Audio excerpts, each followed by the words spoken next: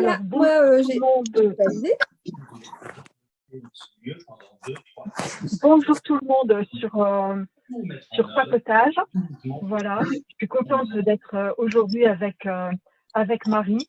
Bonsoir. Donc, bonsoir tout le monde. N'hésitez pas à remettre vos caméras également. Hein. Et donc, on vous a concocté, préparé quelque chose sur la communication animale en question. Aussi pour pouvoir parler de l'amour incommensurable. On en a fait un il y a pas longtemps avec Charlotte Letien, qui va revenir aussi au mois de novembre. Je pense qu'on est en train de prendre des rythmes avec les papotages et avec différents intervenants. Il y en a peut-être un qu'on va faire à 3 d'ailleurs. Je trouve que c'est tellement chouette de travailler en équipe et d'avoir différentes valeurs.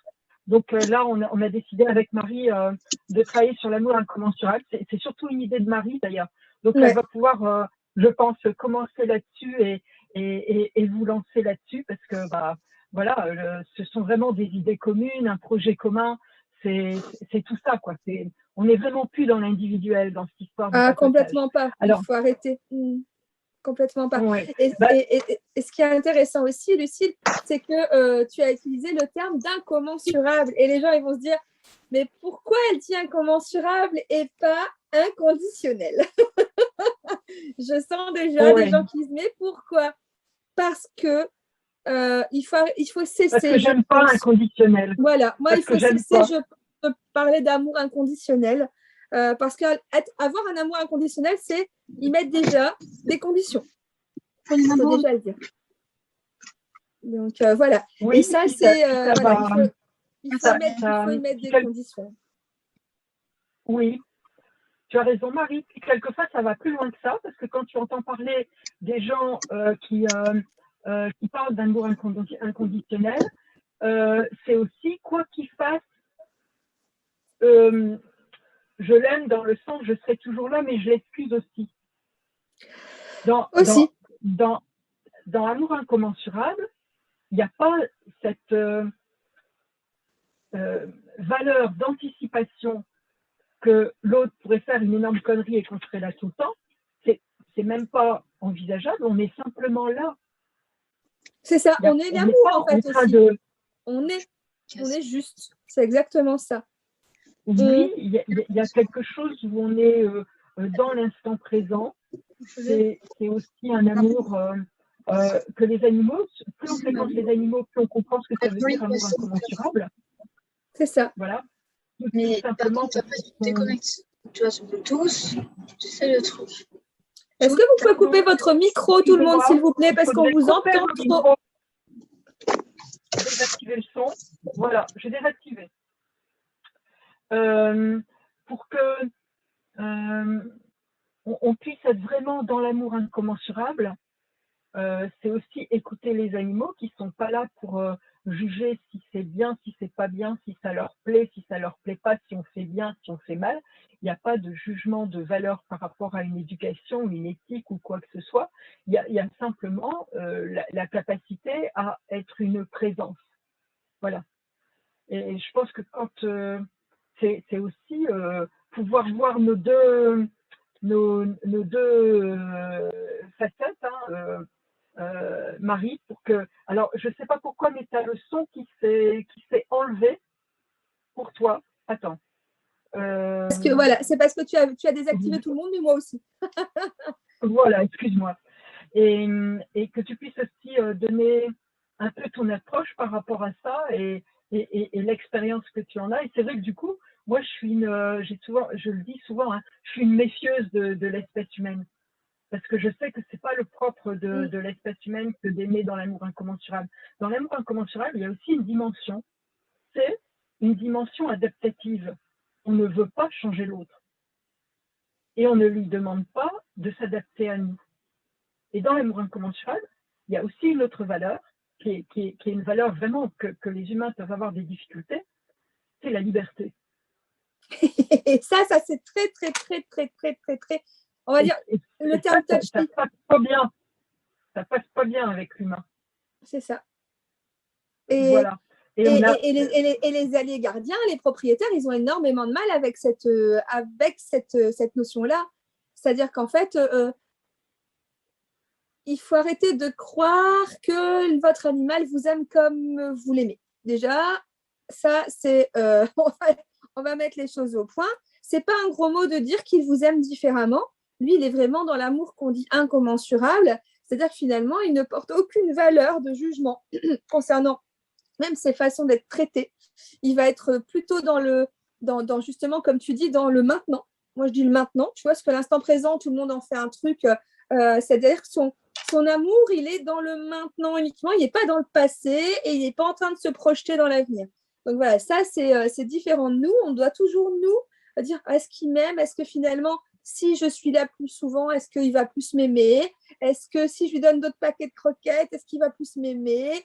Enfin, là, c'est des choses qu'on est obligé maintenant de dire non. On est d'accord, Lucie, il y a quand même des notions qu'on doit remettre remettre en lumière, remettre même à faire comprendre aux gens maintenant que l'amour qu'on peut porter à un animal, l'animal ne va pas vous porter le même parce que justement, lui, il est dans l'amour incommensurable et les humains ont extrêmement de mal, enfin, ils ont vraiment du mal, mais même nous, je veux dire, même moi, avec mes animaux, il y a quand même un amour humain et qui fait qu'on ne se vibre pas encore du même amour qu'eux. Oui, je pense qu'il y a plusieurs choses dans ce que tu dis. Je pense que quand on dit l'animal vit dans le présent, je pense qu'il faudrait déjà aussi pouvoir définir ça. Parce qu'aujourd'hui, quand on dit que l'animal vit dans le présent, on est dans une restriction à nouveau, c'est typiquement humain ça, de dire du coup, il n'a pas de passé et il n'est pas capable d'anticiper l'avenir. C'est ça. Alors, pas du tout, ça n'a absolument rien à voir. Voilà, il faut vraiment aussi pouvoir remettre ça en perspective. Ils ont un passé, donc ils ont une mémoire, et il y a même énormément d'événements qui vont avoir de l'impact sur aujourd'hui parce qu'ils sont comme nous, ils se construisent mentalement. Exactement, bien sûr. Voilà, donc ça a des impacts. Et deuxièmement, ils sont capables de se projeter avec les mêmes limites qu'un humain. Je trouve que ça, c'est extrêmement important. Ça veut dire la capacité à se dire, on est déjà allé à la mer, voilà, on s'en va à la mer, oh là là, le chien, il a compris et il n'aime pas aller à la mer, ou vous voyez qu'il n'est pas du tout d'accord pour être prêt à la promenade, parce qu'il a compris qu'on allait à la mer, sauf qu'il n'aime pas aller à la mer, par exemple, parce qu'il n'aime pas le sable, ça prend dans les pattes, après il y en a dans la bouche, enfin bon, donc il n'aime pas ce truc. Il veut vous préparer avec certaines affaires pour aller à la mer, ouh là là, il anticipe. Non, voilà. Donc, et il y a aussi cette incapacité à l'anticipation pour certaines choses, mais tout simplement la même incapacité que l'humain. Et je pense aussi que dans les questions qu'on a en communication animale, il y a des demandes de l'humain qui ne sont pas légitimes, qui sont humaines, mais non légitimes. Et je vais vous en donner quelques exemples. C'est, par exemple, j'ai l'intention de prendre un deuxième chien. Est-ce que ça va lui plaire? Est-ce que ça lui plaît? Moi, j'ai envie de dire, quand vous ne connaissez pas, c'est comme dans la capacité d'une famille, comment je dirais, recomposée. Est-ce qu'avant de le connaître, on peut dire qu'on va aimer son demi-frère ou sa demi-sœur du conjoint qui va débarquer chez nous? Comment on peut savoir? C'est pas un problème, c'est aussi le problème de qui est l'autre. Donc, c'est une question. Un humain ne peut pas répondre à ça. Voilà. C'est comme si vous demandez aussi à une personne, bon, l'année prochaine, tu vas aller à l'université. Bon, tu vas t'y plaire? Bah, comment il peut savoir? De toute façon, l'animal va dire je ne sais pas. Et va plutôt dire, du coup, va un peu botter en touche. Moi, j'ai déjà eu l'expérience. Et la minimale va plutôt dire, si lui, il a envie, si lui, il est d'accord, et il dit, mais par contre, ne me demandez pas de m'entendre avec ce chien que je ne connais pas encore. Il y a des portes Ouais, qui restent ouvertes, mais finalement, j'ai déjà eu plusieurs fois. Oui, c'est possible. Oui, j'ai besoin de compagnie. Moi, je préfère dire, est-ce que tu as besoin de compagnie? Oui, non. Est-ce que je sais, tu es un animal plutôt solitaire? Oui, non. Qu'est-ce que tu préfères? Voilà. Est-ce que tu préfères être, voilà. Mais jamais dire, est-ce que tu es d'accord pour avoir un autre animal dans ta vie? Je préfère faire le point sur sa propre vie à lui, tu vois, que d'aller demander ce genre de choses. Moi, je ne pose pas la question. Je refuse de poser la question. Moi, si les gens me le demandent, alors je pense qu'on n'a pas tout à fait la même pratique non plus, on y reviendra peut-être, parce que je Ouais, fais on du y direct reviendra. De live. toute façon, c'est ça qui est intéressant aussi dans nos échanges. Voilà, donc moi, j'ai la personne, par exemple, qui va me dire, est-ce qu'il est d'accord pour? Je dis, ben, je ne lui pose pas la question. Je ne lui pose pas la question. D'une part, parce que c'est vous qui décidez. Et oui, donc il y a quand même une emprise.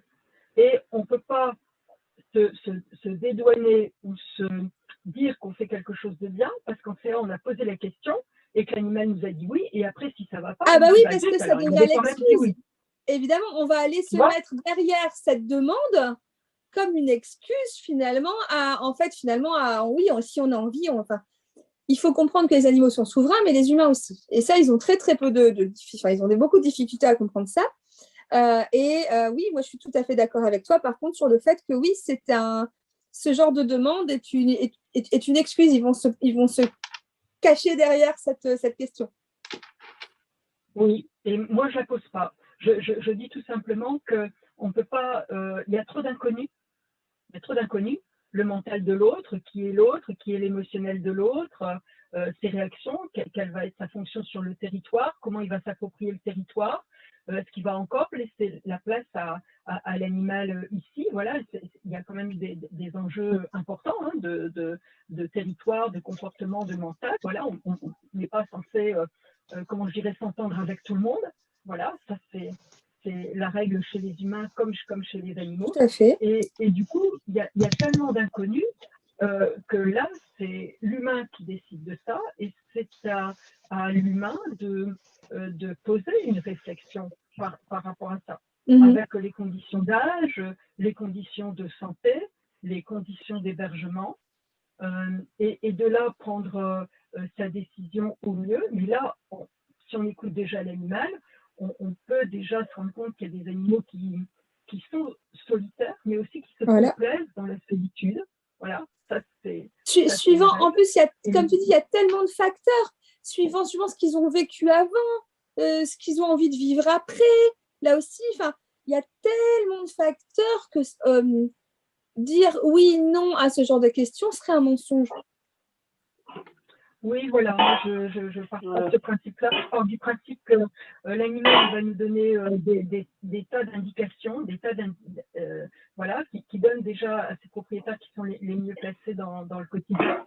Et puis ensuite, dans la communication animale, on a des chiens qui nous disent que ce qu'ils adorent, c'est la promenade collective, voilà, qui sont d'accord pour qu'il y ait des animaux qui viennent dans le jardin, voilà. Vous en avez d'autres qui disent, moi, à la rue ou en promenade, ça va, mais surtout pas une patte chez moi, surtout pas une patte dans mon jardin. Voilà. Bon, ils nous donnent quand même des choses, et on le voit notamment avec les animaux du voisin, quelquefois, voilà, les bordures de territoire sont vraiment des choses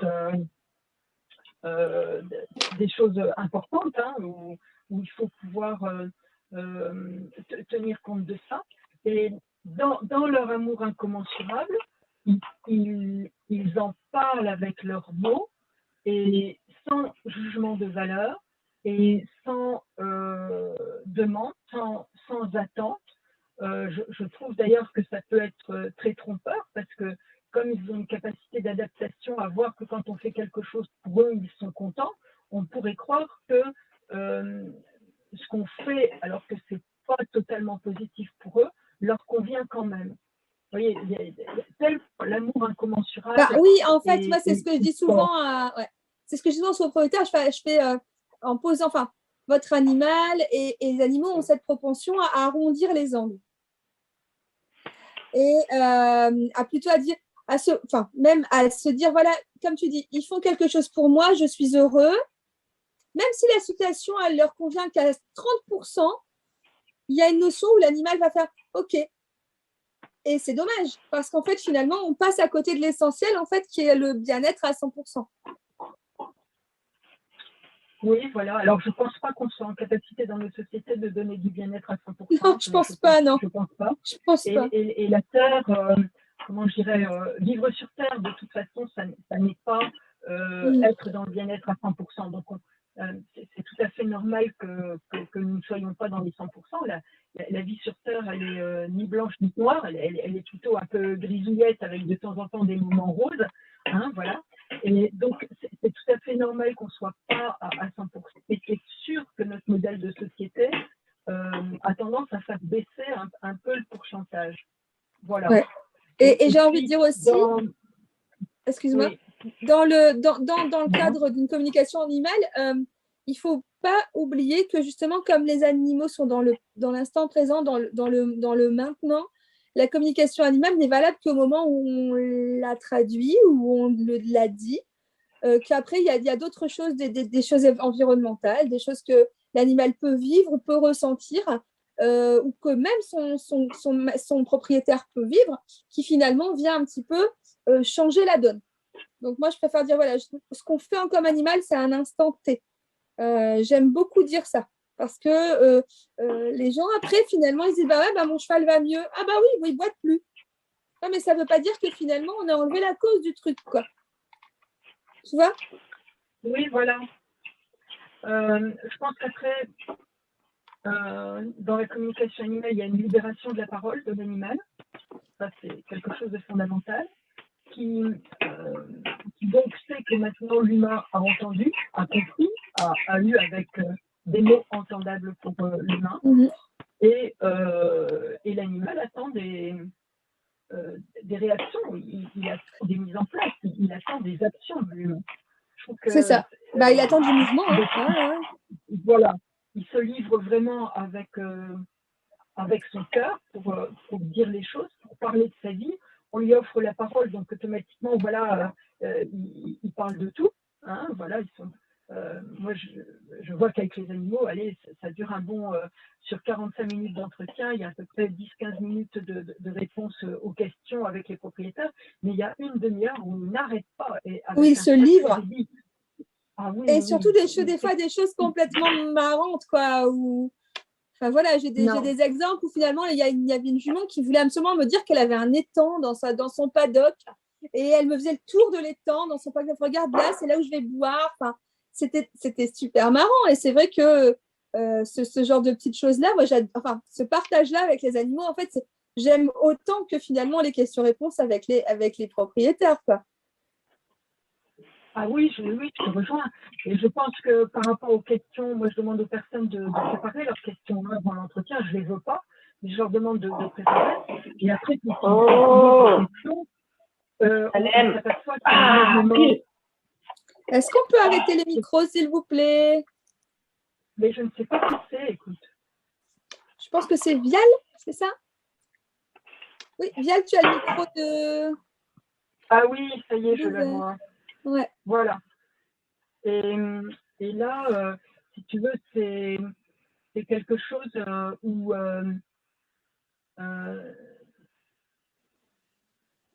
la plupart des questions, ils vont l'avoir répondu, mais avec leurs mots. Et comme ils sont dans l'amour incommensurable, l'amour, ils le montrent à tout, ou le non-amour d'ailleurs, parce que ça leur arrive aussi de ne pas aimer les personnes avec qui ils sont, ou les autres animaux. Voilà. Être dans l'amour incommensurable, c'est aussi être en capacité de dire telle personne, je ne suis pas bien avec elle. Donc là, je ne suis pas en amour incommensurable. Et donc, ils sont, quand les propriétaires me demandent est-ce que mon animal m'aime, moi, je leur dis aussi, ça, c'est une question que je ne leur pose pas. Mais pourquoi? Parce que là, c'est à vous, dans le quotidien, c'est à nous d'ouvrir notre cœur, nos oreilles, voilà, nos 5 sens, et surtout notre âme, notre cœur, et de voir qu'à un moment donné, l'animal, là, nous témoigne de l'amour et de la tendresse. C'est ça, on peut activer ses ressentis. Elle n'est pas là, voilà, la CA, elle ne peut pas être là pour dire, pour réconforter l'humain et dire il m'aime. Voilà. Ouais. Non, non. Ça aussi, c'est Mais c'est ça qui est important. drôle. Moi, je le dis. C'est ça qui est drôle, Oui. c'est que toi, tu as ce genre de demande et j'en ai aucune comme ça. Personne ne m'a encore posé cette question. Moi, j'ai beaucoup. J'ai beaucoup. Je pourrais te dire à peu près, allez, c'est énorme, mais 5 demandes sur 10, quoi. Ah Je fais ouais, la c'est CA et énorme. au niveau des questions, bon, mais alors, ok, il a mal là, il a ci, il y a ça, il n'aime pas telle croquette, bon, ok, d'accord, parce qu'il vide son sac. Bon, mais il m'aime.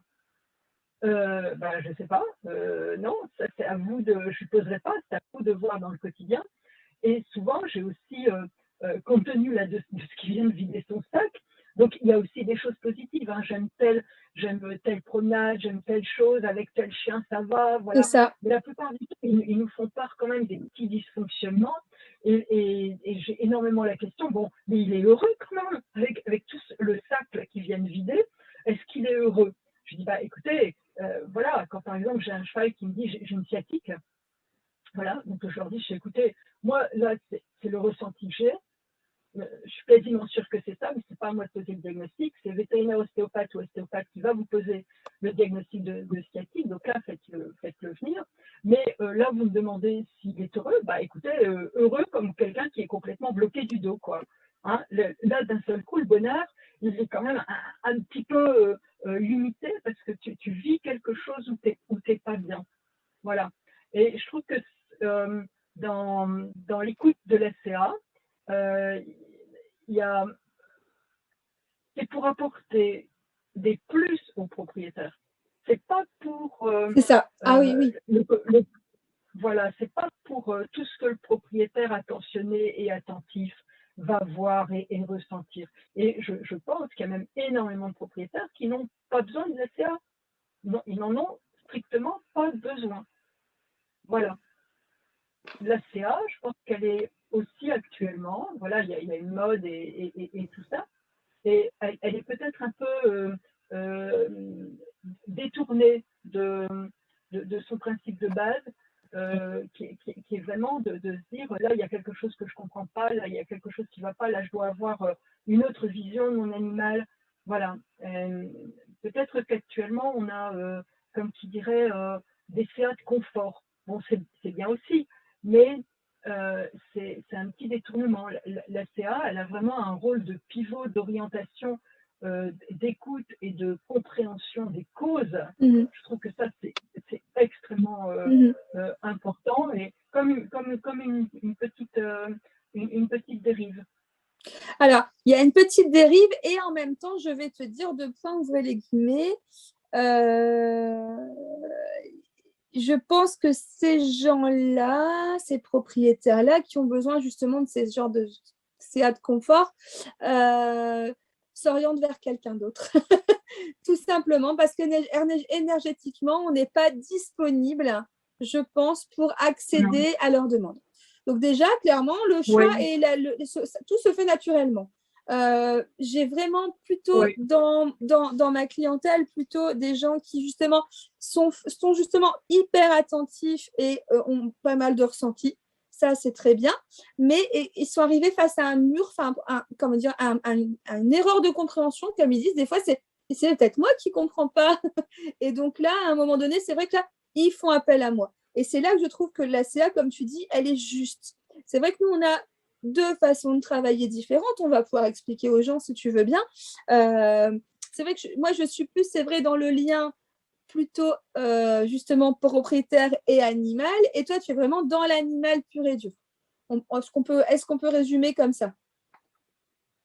Oui. Je crois que dans nos différences de pratiques aussi, c'est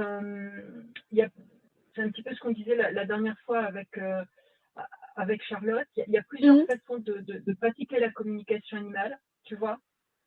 Et on peut faire une écoute de l'animal. On a comme un espace privilégié et de là se passent des choses. Et donc toi, tu captes et tu vas redire. Sauf que moi, c'est pas comme ça que ça se passe. j'ai une incarnation de l'animal. Oui, voilà. C'est pas pareil du tout. Donc, ah oui, donc tu peux même expliquer comment tu fais, c'est génial. Bah écoute, je sais pas si c'est génial. Une chose qui est sûre, c'est que c'est plus dangereux que ta méthode. Voilà, ça c'est clair parce que voilà, moi je le dis aux gens à qui j'apprends cette méthode-là, aux professionnels et tout, parce que c'est vraiment la méthode où pour un vétérinaire, quand on a mal à tel endroit, boum, ils ont une telle connaissance du corps, ou un ostéopathe, qu'ils vont encore mieux comprendre. Voilà.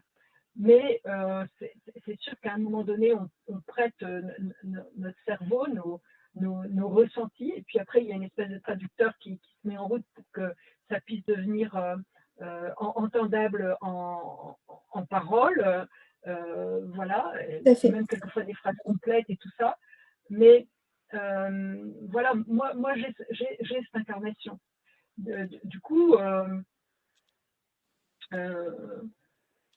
c'est peut-être un peu plus compliqué. Je pense que tu t'occupes beaucoup plus de l'humain que moi. Ouais, c'est ça. Moi, avec cette incarnation, je dois déjà essayer de m'occuper de ma moitié à moi aussi. Je suis déjà deux. Hein, donc, j'ai déjà ça. Voilà, en sachant qu'il y a des moments où j'ai déjà été plus que deux aussi. Hein. Donc, par exemple, je vous donne un exemple. On faisait une communication avec Fred, qui a un élevage de poules bio en complète nature et tout ça, pour un coq qui n'était pas bien. Et en fait, le coq du voisin, le coq du poulailler juste à côté, voilà, de sa parcelle, parce qu'ils ont des coqs et des poules, voilà, mais plusieurs parcelles avec plusieurs coqs. Voilà, en fait, le coq d'à côté est venu s'immiscer. Je me suis retrouvée avec ses poules à lui, les poules de celui-ci, et même le serpent et le blaireau. Et donc là, j'avais toute la marmaille. Et c'était, voilà. Donc, et là-dedans, qui suis-je aussi? Tu vois? Donc, ouais, je comprends. Ouais, du coup, à un moment donné, ouais, tu dois recompartimenter, quoi. Voilà. Et donc, si à un moment donné, j'ai des questions d'humains qui ne sont pas du monde animal, je peux pas les appréhender, je peux pas les faire passer parce que je sens que le traducteur de l'autre côté, il voit pas. Il y a des choses qui sont entendables au niveau de traduction et ça, même de la voix de la personne, comme je l'entends, boum, ça passe directement à l'incarnation animale et hop, j'ai la réponse qui fuse. Mais de temps en temps, j'ai un truc un peu du genre point d'interrogation, quoi. Ouais. C'est quoi ça? Voilà. Ouais. Parce que le monde animal, au niveau de l'amour, fonctionne avec des preuves. L'amour est une accumulation de preuves et une accumulation d'attention à l'autre et une capacité à se réjouir. Quand l'important, c'est pas que l'autre il soit parti et où il soit allé, l'important, c'est qu'il soit revenu. Qu'il soit, voilà. Voilà. Et là, on a des leçons d'amour incommensurable, incroyables. Incroyable. Alors moi, j'aimerais aussi revenir sur le fait, justement, qu'est-ce que c'est pour un humain d'approcher, alors je ne vais pas dire d'être parce que c'est compliqué, d'être dans cet amour incommensurable, de s'approcher de cet amour incommensurable, c'est déjà aller enlever son ego, aller enlever son mental, aller enlever le fait que des fois, il va faire des choix pour son animal pour son confort et qui va se cacher derrière. Notamment, voilà, moi, j'accompagne régulièrement des demandes d'euthanasie, notamment pour les chevaux. Voilà, on a tous notre spécialité, entre guillemets, ou ce pourquoi on est appelé. Et voilà, il y a quand même des gens qui vont aller jusqu'à faire une CA, car la décision n'est pas encore prise et qu'ils vont bientôt voir le vétérinaire et tout ça, donc ils demandent si l'animal est prêt. Et que même quand je dis que l'animal est prêt, qu'il attend que ça, on va encore attendre plusieurs jours. Parce que ils vont le garder encore un petit peu sous le coude, même si l'animal souffre. Et ça, j'ai un peu de difficulté avec ça. Dans le sens où il faut s'apprêter à entendre la vérité. Quand on fait une communication animale, on ne vient pas chercher un doudou, on ne vient pas chercher un réconfort, on cherche, nous, en tant que communicatrice, je pense, à donner la vérité de l'animal. Et il faut être prêt. Et quand on est prêt, c'est qu'on est dans l'amour incommensurable. Tu vois la différence? Oui, voilà. Et, oui. Et je pense que tu as du mérite par rapport à ça, Marie. Parce que moi, rien que dans la demande de communication animale, dans le SMS de demande, je sens si l'autre n'est pas en amour incommensurable. Par exemple, par rapport à une euthanasie. Je le sens.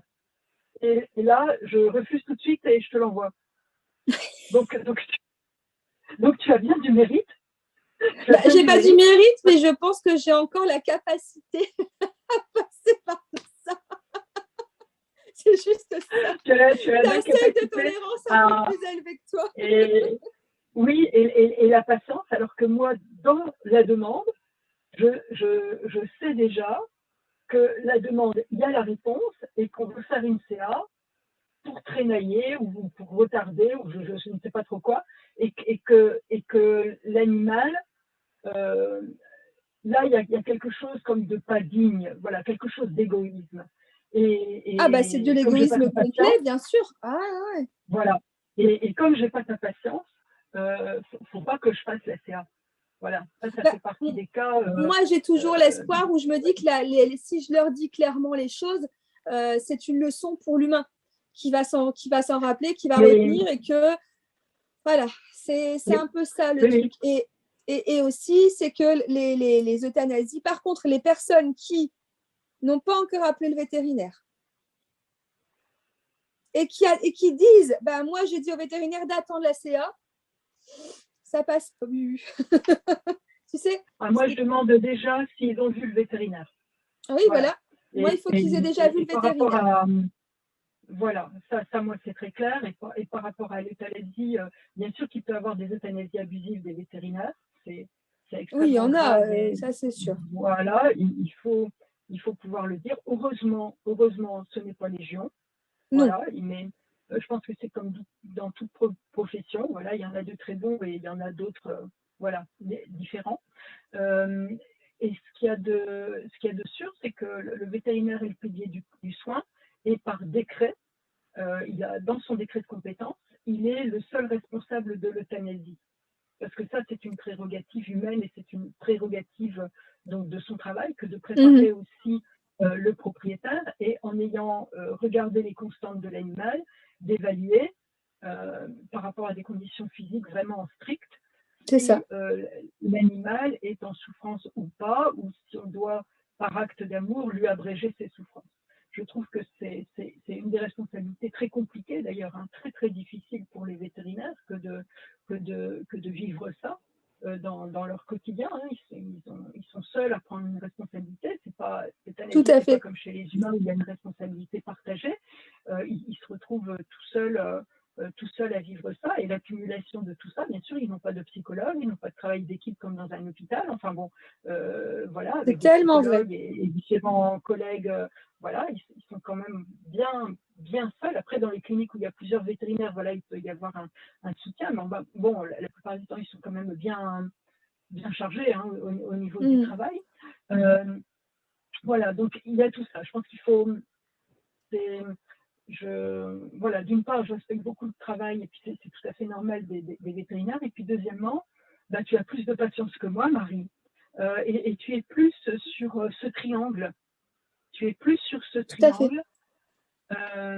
Et donc, du coup, tu accompagnes l'humain. Je pense que tu disais quelque chose de beau, c'est que tu y crois et tu te dis que tu as planté une petite graine et que d'éveil de conscience.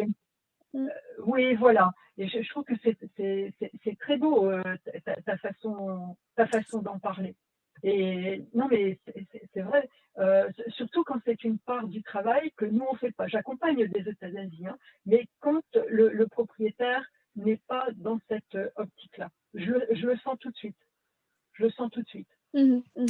Ouais, je comprends. Voilà. Et il faut aussi expliquer aux gens qui écoutent là maintenant, imaginez la charge que c'est aussi pour un communicateur animalier de donner le message de l'animal, même dans n'importe quelle condition, mais encore plus dans celle-ci. Il y a une notion où il faut s'enlever tout ego, il faut s'enlever, il faut vraiment être sans filtre, sans... Voilà, et même envers les propriétaires, on leur doit de leur dire, c'est pas une interprétation, on n'est pas interprète animalier. Je déteste, il faut le dire, ce mot. Moi, je suis une communicatrice, c'est-à-dire que finalement, je traduis. Un interprète, il va des fois, par exemple, entre deux langues, il va changer pour qu'elle soit plus compréhensible pour l'autre. Moi, mon but, c'est de donner mot à mot, émotion par émotion, phrase après phrase, exactement ce que l'animal a dit. Et pas ni l'enjoliver, ni l'atténuer, ou alors le faire répondre à la psyché humaine. Quelquefois, des animaux, surtout des chats, ont une façon très particulière de parler.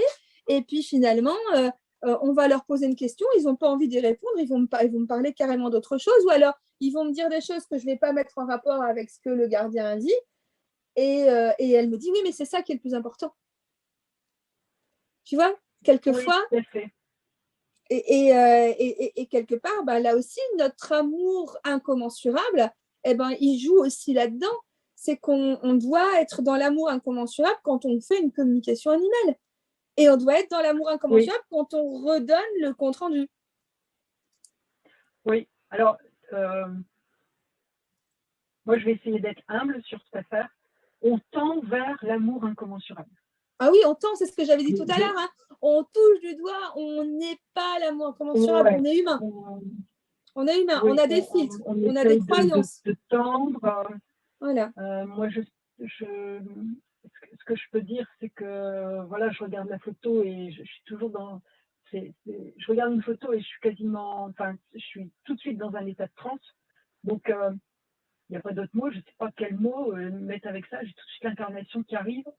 Donc, je demande aux gens de bien l'avoir préparé, de quoi noter, de avoir enregistré. Et quand ils me disent c'est bon, je regarde la photo, parce que autrement c'est dur de retenir cette part d'incarnation qui, ça y est, je peux parler, j'ai envie d'y aller, mais moi il faut que les gens soient prêts à noter ou à enregistrer. Donc je regarde vraiment la photo et quand ils me disent oui, ok, je regarde la photo. Voilà. Et ce que je voulais dire aussi, c'est que je ne sais pas si toi, Marie, ça te fait ça, mais moi, c'est tellement physique, cette affaire-là, qu'à un moment donné, j'ai comme l'impression que mon cœur, il devient énorme et que mon thorax, il s'ouvre. Et que rien que tu me le dis, je sais, oui. Là, ça me fait... j'ai le cœur au milieu, quoi. J'ai le oui, cœur entre les deux, pour c'est ça. pour moi. Ouais. Tu vois, j'ai quelque chose tout à fait ça. Du brachial. Je sais que ça se passe au niveau de mon cerveau, mais la partie qui va savoir, par exemple, que j'ai mal au sabot, que j'ai mal au coude, que j'ai mal à tel os, voilà. On a des sensations très, très, très particulières, quoi. Je ne sais pas comment vous dire, mais on sent quand même qu'on a des clavicules. Voilà, on fait certains mouvements, on sent nos clavicules. Quand vous êtes un cheval, je ne sais pas comment je fais mon compte, mais je sens plus mes clavicules, j'en ai plus.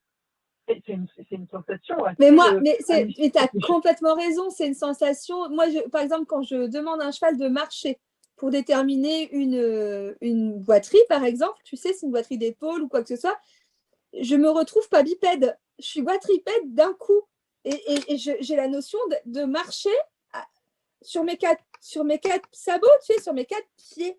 C'est vrai que, comme tu dis, c'est assez troublant et c'est super bon, faut le dire quand même. C'est un truc qui est bon dans notre métier, c'est ça. Oui, voilà, c'est ça.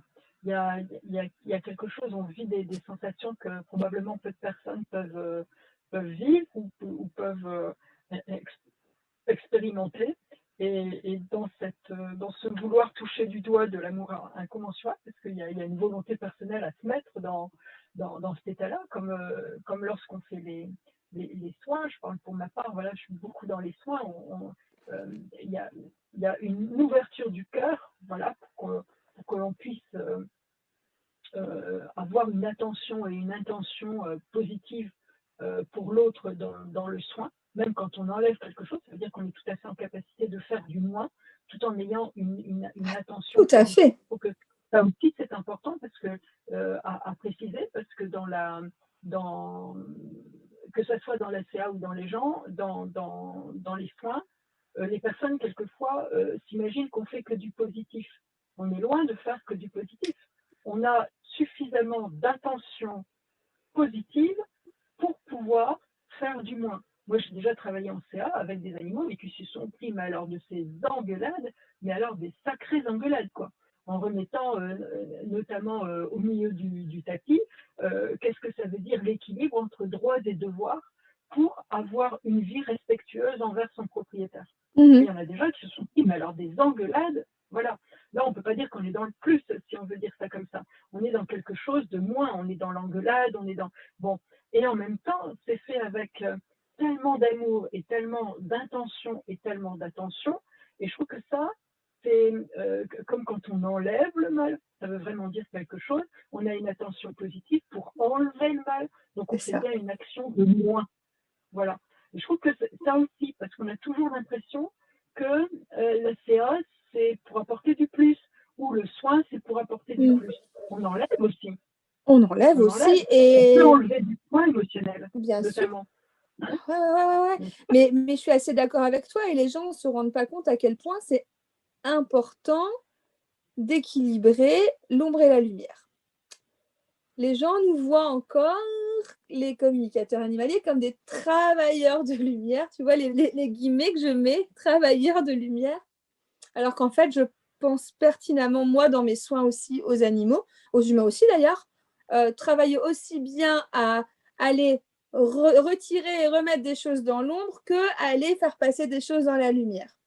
Et tout est une question dans les soins d'équilibre. Et c'est vraiment quand on finit la synergie des deux que là, notre soin il devient efficient, je pense. Enfin, je ne sais pas ce que tu en penses, Lucille, en fait. Bien sûr que si. Tu as parfaitement raison. Dans le reboutage, nous avons des techniques pour enlever, des techniques pour mettre aussi, des techniques pour nouer, des techniques pour dénouer, donc des techniques de nœud, hein, de tressage. Voilà. On a aussi des soins de cicatrisation, mais on a aussi des soins pour les écoulements, pour provoquer des écoulements. Voilà. Et au niveau de la médecine chinoise, quand on fait un travail sur certains points en lien avec des méridiens ou avec des maladies, ben, on a en fait des systèmes qui sont ce qu'on appelle vides, voilà, et des systèmes qui sont en surchauffe. Donc, on a bien ce travail avec le jour, la nuit, le soleil, la lune, le plus, le moins, la parité en fait. Hein. Moi, ce que j'explique aux gens quand je dois faire un soin, tu vois, suite à des CA, voilà, ou qu'on me demande un soin, je leur dis, c'est comme un système électrique. Donc, en fait, pour que le soin puisse fonctionner, c'est comme une lampe chez vous. OK, le soin, c'est j'appuie sur l'interrupteur, mais l'interrupteur ne va donner la lumière que s'il y a un fil plus et un fil moins. Si vous avez que le fil plus parce que vous avez peur du fil moins, c'est pas compliqué. Votre interrupteur ne marche pas, la lampe s'allume. Ah bah non, c'est clair, l'énergie circule pas. Enfin, il faut pas oublier, voilà. Il faut expliquer aux gens que tout doit être en mouvement. Voilà, il doit avoir ce circuit retour. Voilà. L'homme ne crée que ce qu'il est. Hein. Il ne peut pas inventer des choses en dehors de son propre concept. Et quand on regarde un réseau électrique, c'est exactement le réseau qui nous amène vers la guérison ou qui nous amène vers la communication animale. Il y a un système de retour. Et je trouve que le système électrique, pour ça, c'est chouette parce que ça permet de visualiser le fil rouge sur le bouton rouge, le fil noir sur le bouton noir, voilà, et d'avoir d'avoir comme une matérialisation. Et du coup, ça peut aider pas mal de gens parce qu'autrement, on reste un peu, nous, dans quelque chose que l'on vit, bien entendu, que pour nous, c'est visuel, c'est quelque chose qu'on ressent, qu'on travaille, voilà, on l'a dans les mains aussi. Pour les personnes, ça peut parfois être un peu trop subtil, quoi, j'ai envie de dire. Et du coup, moi, je l'explique avec le réseau électrique. Et du coup, les personnes comprennent Ah mieux. ouais. Nous, en fait, Ouais, on est c'est intéressant. l'interrupteur. Voilà, on remet, ouf, voilà. C'est la capacité à remettre l'interrupteur de l'animal en route. Donc, c'est la capacité à permettre à l'animal de se dire, bah, écoute, ton interrupteur, il n'est pas bien, je vais te donner un petit coup de pouce pour que tu puisses enfoncer l'interrupteur, parce que les fils, la lumière, les réseaux, tu as tout. Tu as tout. Voilà. C'est la Et c'est capacité à intéressant ce que redonner tu du dis. sens Mhm. au réseau. Voilà. C'est ouais, redonner du Voilà. sens au réseau, redonner du sens aux polarités. C'est Oui. redonner du sens aussi au fait que, et ça par contre, tu as raison, il y a un interrupteur sur l'animal, mais que, alors, il y a un interrupteur, mais il n'y a pas de bouton magique. J'aime bien la nuance. Tu vois, les gens ont tendance plutôt en communication animale à croire que ça y est, dès le rendez-vous pris, finalement, allez, dès la fin de la communication, eh ben, c'est bon. Tout est réalisé, tout est fait. Oui, mais il y a un travail, il faut aussi, voilà, il faut aussi se dire que en CA, c'est vrai que moi, je forme des gens en communication animale et on a une charte. On a une charte du communicateur animalier que j'ai écrite, mais en fait, je commence à me dire qu'il y a aussi une charte des propriétaires avant que je devrais mettre au point. Si tu es d'accord, on peut même le faire à Lucille à deux, qu'on devrait mettre au point pour comprendre à quoi ça sert vraiment et éviter les dérives. Oui, ça peut peut-être être aussi quelque chose à voir avec Charlotte, tu vois, Ah qui oui, y tout à réfléchit fait. aussi beaucoup. Tout à fait. Voilà, moi je travaille au niveau de la charge des communicants animaliers. Bien sûr que nous avons une charte qui a été écrite il y a pas mal de temps par Penelope Smith, que moi Ouais. j'ai sur mon groupe et tout ça. Et, Ouais, moi je la donne aussi. Hein. En fait, je prends celle-là et j'ai rajouté quelques lignes.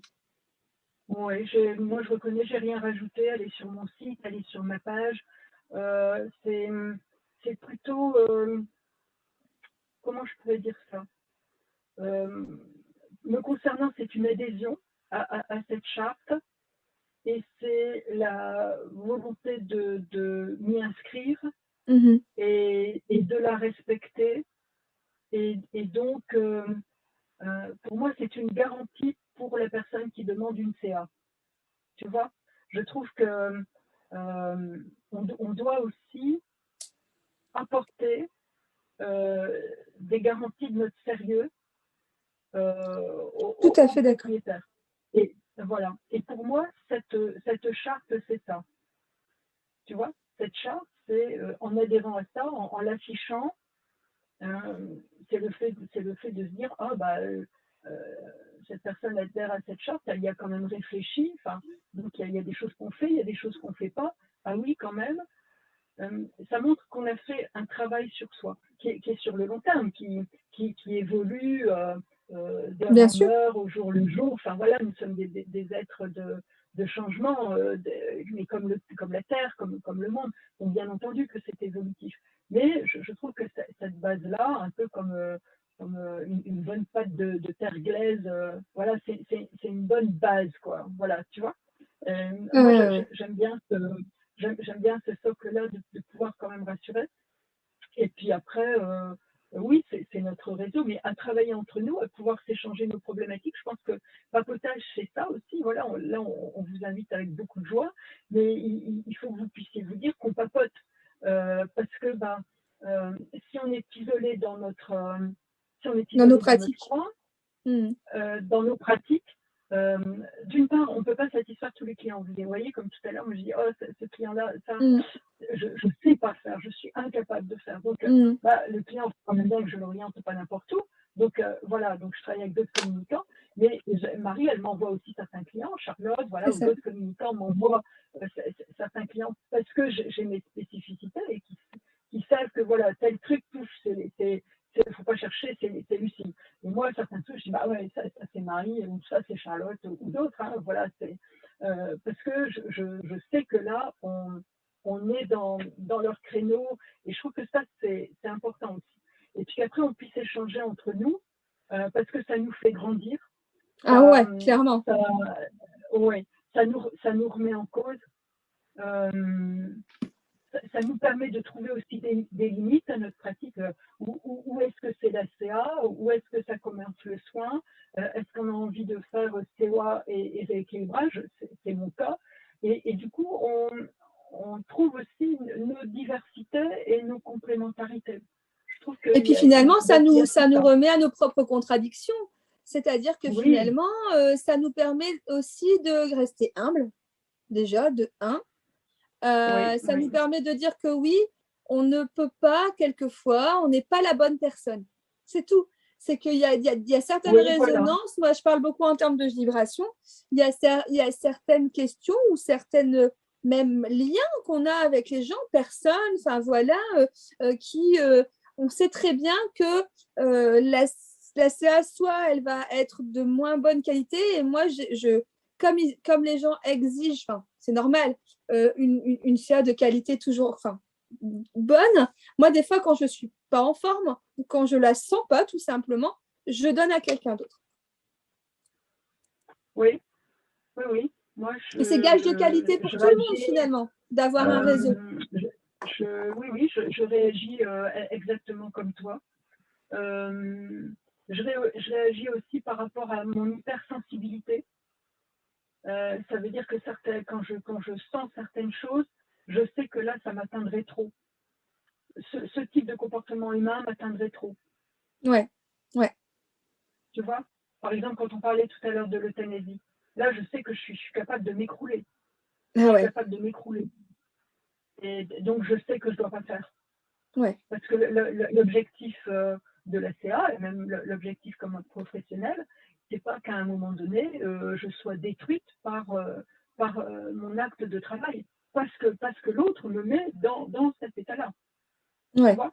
Je trouve ça important. Là, ça, c'est trop dur à entendre pour moi. Ça, c'est trop dur. Tu vois, il y a beaucoup de choses que je renvoie parce que, ah là là là, non, ça, c'est trop dur. Ça va me transpercer, ça va me... parce qu'il ne faut pas oublier que je suis incarnée avec cet animal qui souffre et qui attend, parce qu'un propriétaire sait qu'il doit l'euthanasier et il ne veut pas. Et là, moi, je suis transpercée parce que j'ai la souffrance animale de poireauter comme ça. Et comment je gère ça, moi? Mais même après, comment je vais gérer ça? C'est ça, tout à fait. Oui. Il faut aussi, je pense qu'il y a des choses où on est, où on a une hypersensibilité. Voilà, moi, mon hypersensibilité, elle est là. Et par exemple, et un autre exemple, par contre, je sais que je suis hyper dure dans les ressentis pour les cancers, les pathologies, les empoisonnements, les écoulements internes, le cœur qui est en train de lâcher. Enfin, je sais qu'à ce niveau-là, c'est bon, je tiens le choc, quoi. Ça correspond à mon mental. Ouais. Là, alors que moi, justement, c'est un peu moins mon cas. Tu vois, oui, ça, voilà, c'est un peu moins mon cas. Voilà.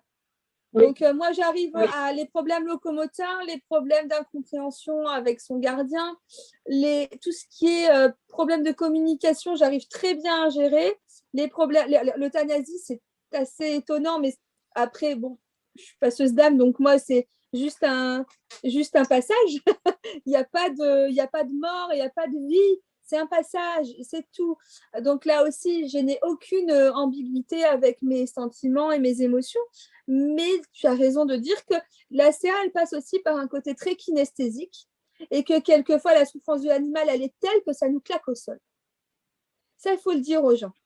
Parce que ils croient, on parle pas, on ne fait pas une communication animale à travers un hygiaphone.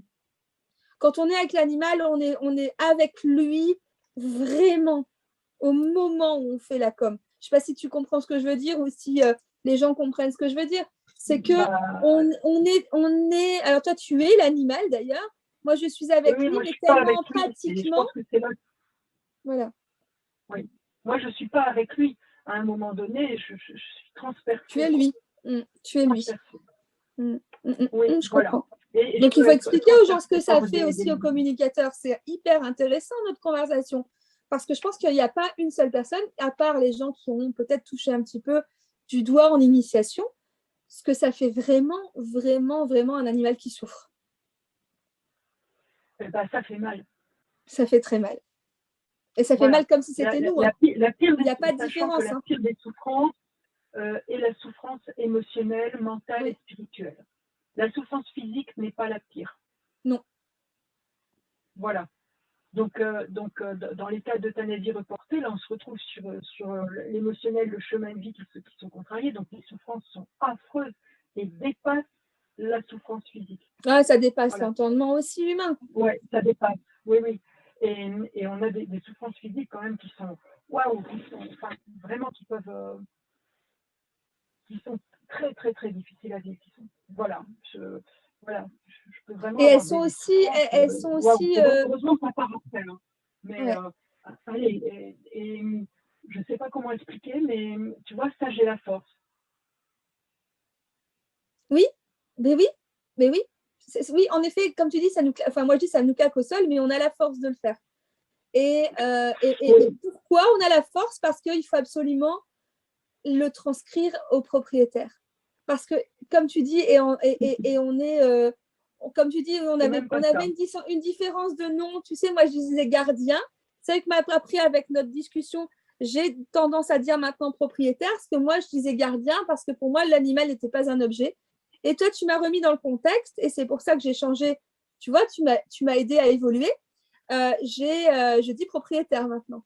Parce que finalement, ils ont des droits, mais surtout des devoirs.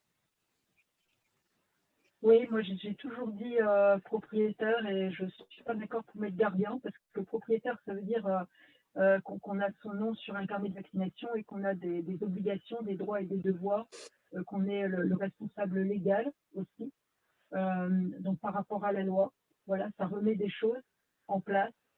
C'est vrai qu'on avait eu cette discussion-là, Marie, par exemple, moi ça m'est déjà arrivé d'avoir, je le voyais, tu vois, sur un SMS, c'était une petite jeune, je voyais qu'elle avait 14-15 ans pour son poney, quoi, tu vois, pour son cheval. Mmh. Et je trouve ça chouette, c'est une super ouverture d'esprit, voilà, je trouve ça mais vraiment bien. Complètement. Et j'ai demandé pour que la maman soit là ou le papa soit là.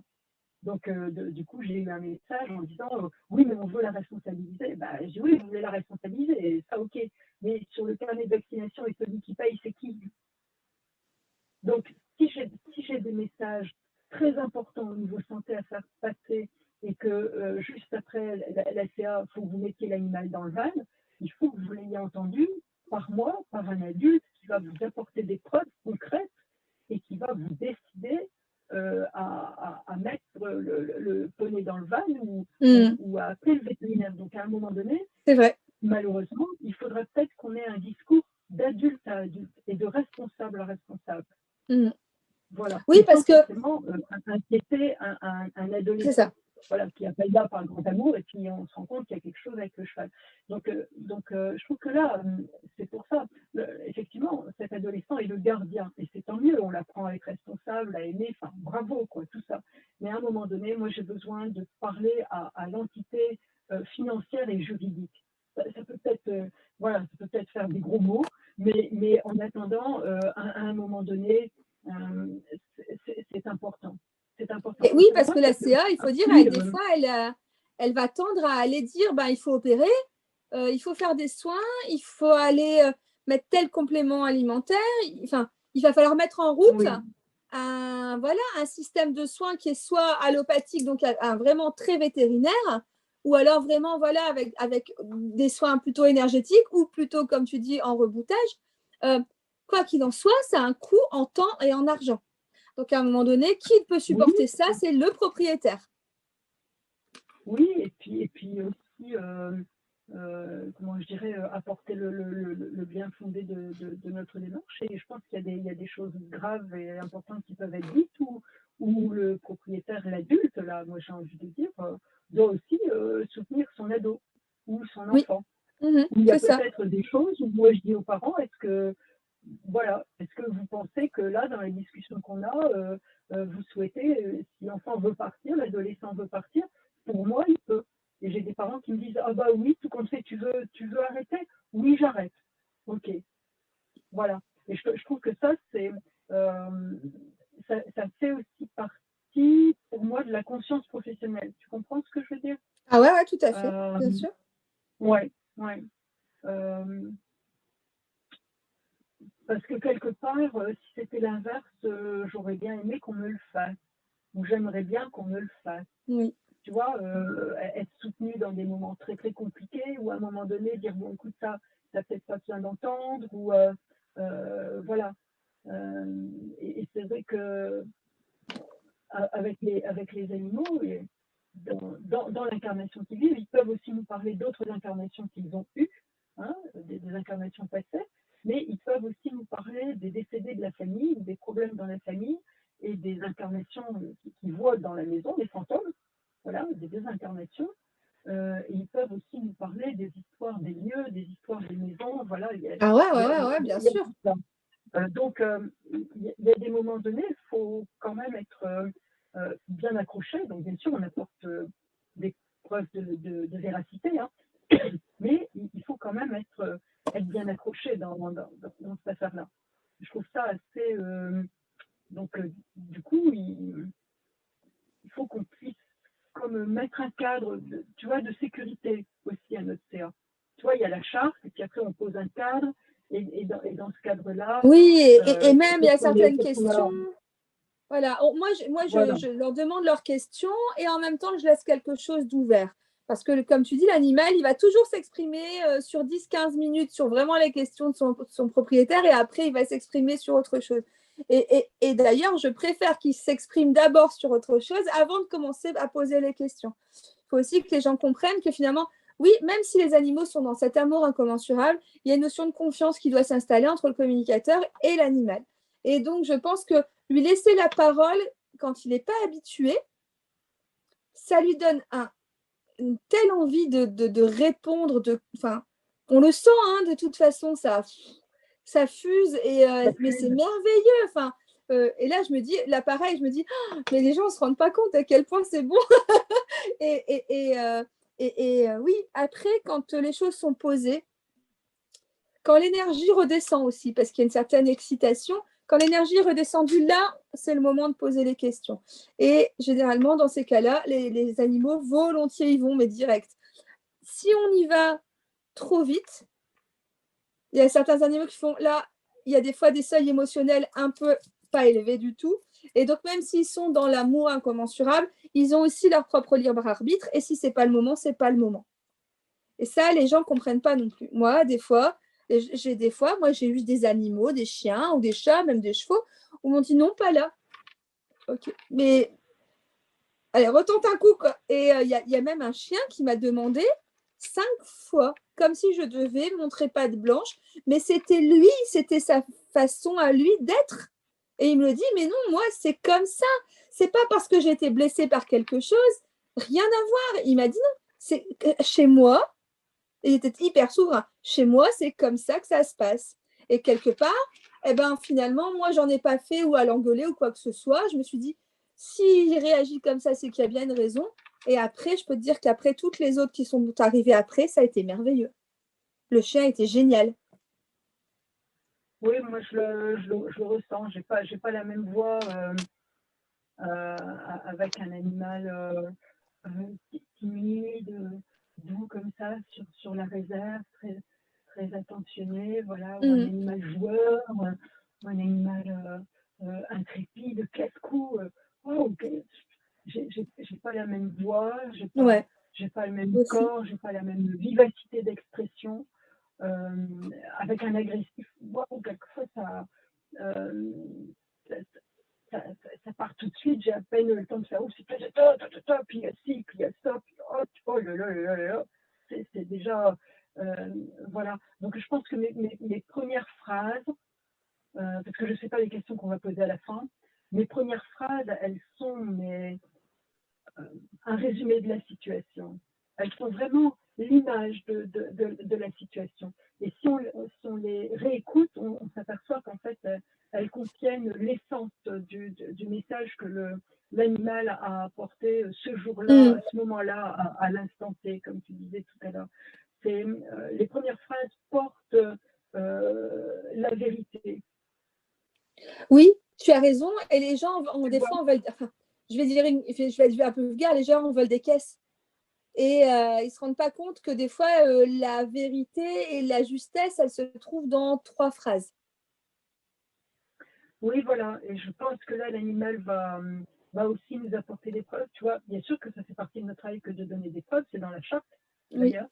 Mais moi, j'accepte pas. J'ai déjà eu des gens, tu vois, en SMS qui me disent et puis comme preuve, je veux la couleur de sa gamelle, la couleur de la couverture et la couleur du panier. Non, il donnera ce Voilà. qu'il veut. Là, Il donnera ce qu'il veut. oui, là, moi, je réponds tout de suite qu'il faut trouver un autre communicant. Voilà. Je crois qu'un animal, pour les preuves de sa vie, franchement, il a mieux à répondre que de répondre à des questions un peu babaches comme ça. Ouais, c'est ça. Ça aussi, c'est pas l'amour incommensurable que de le prendre pour un bebeu. Moi, j'aimerais pas qu'on me dise bonjour, c'est quoi la couleur de ta couette? Ah ouais, d'accord, sympa. C'est va te faire foutre, quoi. La couleur de ma couette, tu l'auras pas, quoi. Alors, c'est ça, et en même temps, tu vois, ce que je dis dans mes stages dans 2 formations, je leur dis, est-ce que vous iriez demander à un homme que vous n'avez jamais vu dans la rue comment se porte sa prostate? Oui, la couleur de ta couette. Et Chez donc, toi, les voilà. Et assiettes, donc, elles ça sont quelle fait rire couleur? tout le monde. Et je dis, bah voilà, c'est pareil comme animal. C'est pareil. Voilà, c'est ça. Donc, on y va. Et bien entendu, notre travail, c'est de donner des preuves. Donc, à un moment donné, il va venir. Puis, j'aime tel endroit dans la maison. Et là, moi, je dis, écoute, là, ok, tel endroit. Là, maintenant, il faut y aller pour les couleurs, la description, si c'est rond, si c'est carré, si c'est... Là, faut qu'il y aille. Voilà, je t'ai laissé aller dans le chemin que tu veux. Mais là, maintenant, faut qu'on soit dans la pièce. Et là, souvent, je suis dans la pièce avec la droite, la gauche, voilà, à pouvoir m'orienter. Et quelquefois, c'est très drôle avec les gens parce qu'ils me disent, bah non, c'est à gauche. Je me dis, bah oui, mais je vous vois, mais je suis pas dans le même sens que vous. Vous êtes assis sur le canapé, moi, je suis derrière vous. Oh, vous êtes là? Oui, je suis là. Ils disent, bah c'est mon chien. Bah, je dis, oui, bah, je sais bien. Mais comme j'ai une incarnation, et que votre chien est derrière, je suis derrière. Et là, c'est ça qui est intéressant, parce que toi, tu vois ça comme ça. Moi, je prends plutôt de l'exemple que finalement, moi, c'est comme si le chien ou l'animal me donnait l'autorisation d'être à côté de lui. Et donc, je ne vois pas à travers ses yeux, je vois comme une tierce personne la scène. Ah, Tu pas vois? moi. Et donc, ça m'est arrivé des fois de voir le chien et le propriétaire. Quelquefois, j'ai ça aussi. Si tu veux, je suis souvent plus dans le chien qui est en moi. On se partage là, on se partage, et je vois le propriétaire. Mais quelquefois, je vois pas le chat, évidemment, vu qu'il est là. Mais je vais avoir une vue d'ensemble, et vu la hauteur où je suis, je sais qu'il y a quelque chose où je suis comme en médiumnité, tu vois. Et quelquefois, tu vois, je décris aux gens voilà, le pantalon, les chaussures, les choses comme ça. Et les gens, ils me disent, mais vous savez pas le haut du vêtement? Bah non, je suis votre chien, il est trop petit. Mais oui, c'est ça le truc, c'est qu'on se met toujours à la hauteur. Enfin, quand l'animal veut bien nous montrer quelque chose, on est à sa hauteur. Et même des fois à sa vision. Moi, un cheval ne va pas avoir la même vision qu'un chat ou un chien. Voilà. Je suis beaucoup à la même hauteur et dans le même état de vision, le même spectre aussi, tu sais, de goût et d'odorat. Donc, j'ai des odeurs qui peuvent être extrêmement précises et décrire les parfums de la famille. Tu vois, les parfums du WC, le soupline, voilà. C'est drôle, la soupline, je l'ai souvent aussi, moi. Ah oui. En clair-sentience, comme ça, en clair-olfaction. Oui, j'ai eu dernièrement un chien qui me décrivait, puis il me disait, puis quand on fait à manger, il y a différentes odeurs, et, telle huile ça va, telle huile j'aime pas, telle huile c'est à peu près correct, alors celle-là c'est carrément non. Et je disais, mais attendez, qu'est-ce que c'est que cette histoire d'huile? Et en fait, ce sont des producteurs d'huile. Donc évidemment, ils ont les huiles, voilà, les huiles haut de gamme, les premières pressions, voilà, c'est un producteur d'huile d'olive. Et donc ils ont toute la variété d'huile d'olive. C'est vraiment, ce sont des produits haut de gamme, quoi. Et le chien, il sentait ça, il expliquait, ouais, telle huile, là ça va, mais là, oh, celle-là, oui, ok, voilà. Et ils décrivaient, ils avaient comme ça 4-5 variétés d'huile dont ils se servaient dans quotidien par rapport à leur cuisine méditerranéenne, tu vois. Et c'était extrêmement drôle, tu vois. Et elle me dit, mais c'est incroyable, vous êtes en train de nous décrire C'est excellent. vraiment ce qu'on a essayé de mettre dans votre huile, quoi, dans notre huile, tu vois. Et il disait que lui, ce qu'il aimait, c'était l'huile d'olive qui avait une odeur de noix. Et il disait, oui, c'est notre spécialité. Ben, j'ai écouté, ça tombe bien. Votre chat, il est d'accord aussi. C'est au moins ça. Voilà. Mais, tu vois, donc on rentre aussi je trouve, dans l'intimité, tu vois, d'une Clairement. famille, voilà, de choses qui se passent. Et on peut, c'est très drôle, on peut aussi vivre des choses comme ça, tu vois. Ah ouais, moi, ça m'est déjà arrivé aussi de sentir le goût des aliments pour animaux, et où le chat me disait, mais là, j'en peux plus, ce qu'on me met maintenant, là, c'est dégueulasse. Et donc, je dis, bah, écoutez, apparemment, vous avez changé son alimentation il y a très peu de temps. Elle fait, ah bah oui, c'est le vétérinaire qui m'a dit de donner ses croquettes. Et j'ai dit, mais est-ce que vous avez expliqué à votre animal pourquoi? Parce que quelque part, oui, des fois, il y a des changements. Un animal diabétique, etc., il y a des changements, ou des chevaux qu'on doit mettre sans céréales, etc. On doit leur dire aussi, expliquer que quelque part, c'est pour leur santé. Et c'était hyper drôle parce que vraiment, j'avais le goût, quoi. Et puis c'était sec. Et puis on aurait dit que c'était que de la cellulose. On aurait dit qu'ils bouffaient des hosties. Ça, mais expliquer ça aux gens, les gens ils disent, mais elle est folle. Moi, j'ai aussi des sensations de croquettes qui peuvent être un peu amères, tu sais, un petit peu comme la chicorée. Ah ouais. Voilà, j'ai beaucoup ça. Et puis après, on a ce qui est très drôle comme ça sur les anecdotes avec les animaux, c'est qu'on a des animaux qui sont, comment je pourrais expliquer ça? Sérieux, sur la sécurité. Voilà. Et par exemple, un Malinois, il va nous raconter telle fenêtre, elle a un problème, telle porte, elle vibre un peu, la clé, maintenant, je ne fais plus tout à fait le même bruit, et puis là, la haie, on l'a coupée, donc maintenant, je vois la fenêtre du voisin, donc le voisin, ça veut dire qu'il nous voit, enfin voilà, ils sont à fond dedans, mais ils sont pour la sécurité, pour assurer la sécurité. Et puis, on a d'autres animaux, je pense notamment aux bulldogs, qui, eux, sont en train de nous raconter leur vie comme ça.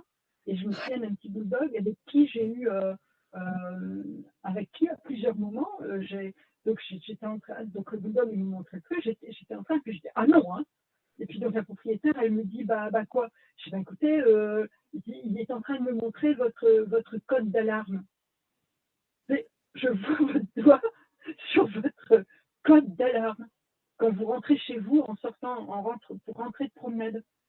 Je dis donc que je suis en train de lui dire non parce que je ne veux pas savoir. Je veux pas quoi. Et tu veux vraiment qu'on raconte tout? C'est après, j'ai à boire, à manger. Après, c'est génial. Mais en attendant, il me disait que si tu veux, le déclenchement, c'était quand on arrive devant la porte et ça. Et après, hop, la porte s'ouvre. Et c'est bon, on est rentré à la maison. C'était pas dans le contexte. Oui. Oui, mais il me le montrait. Moi, ah non, hein.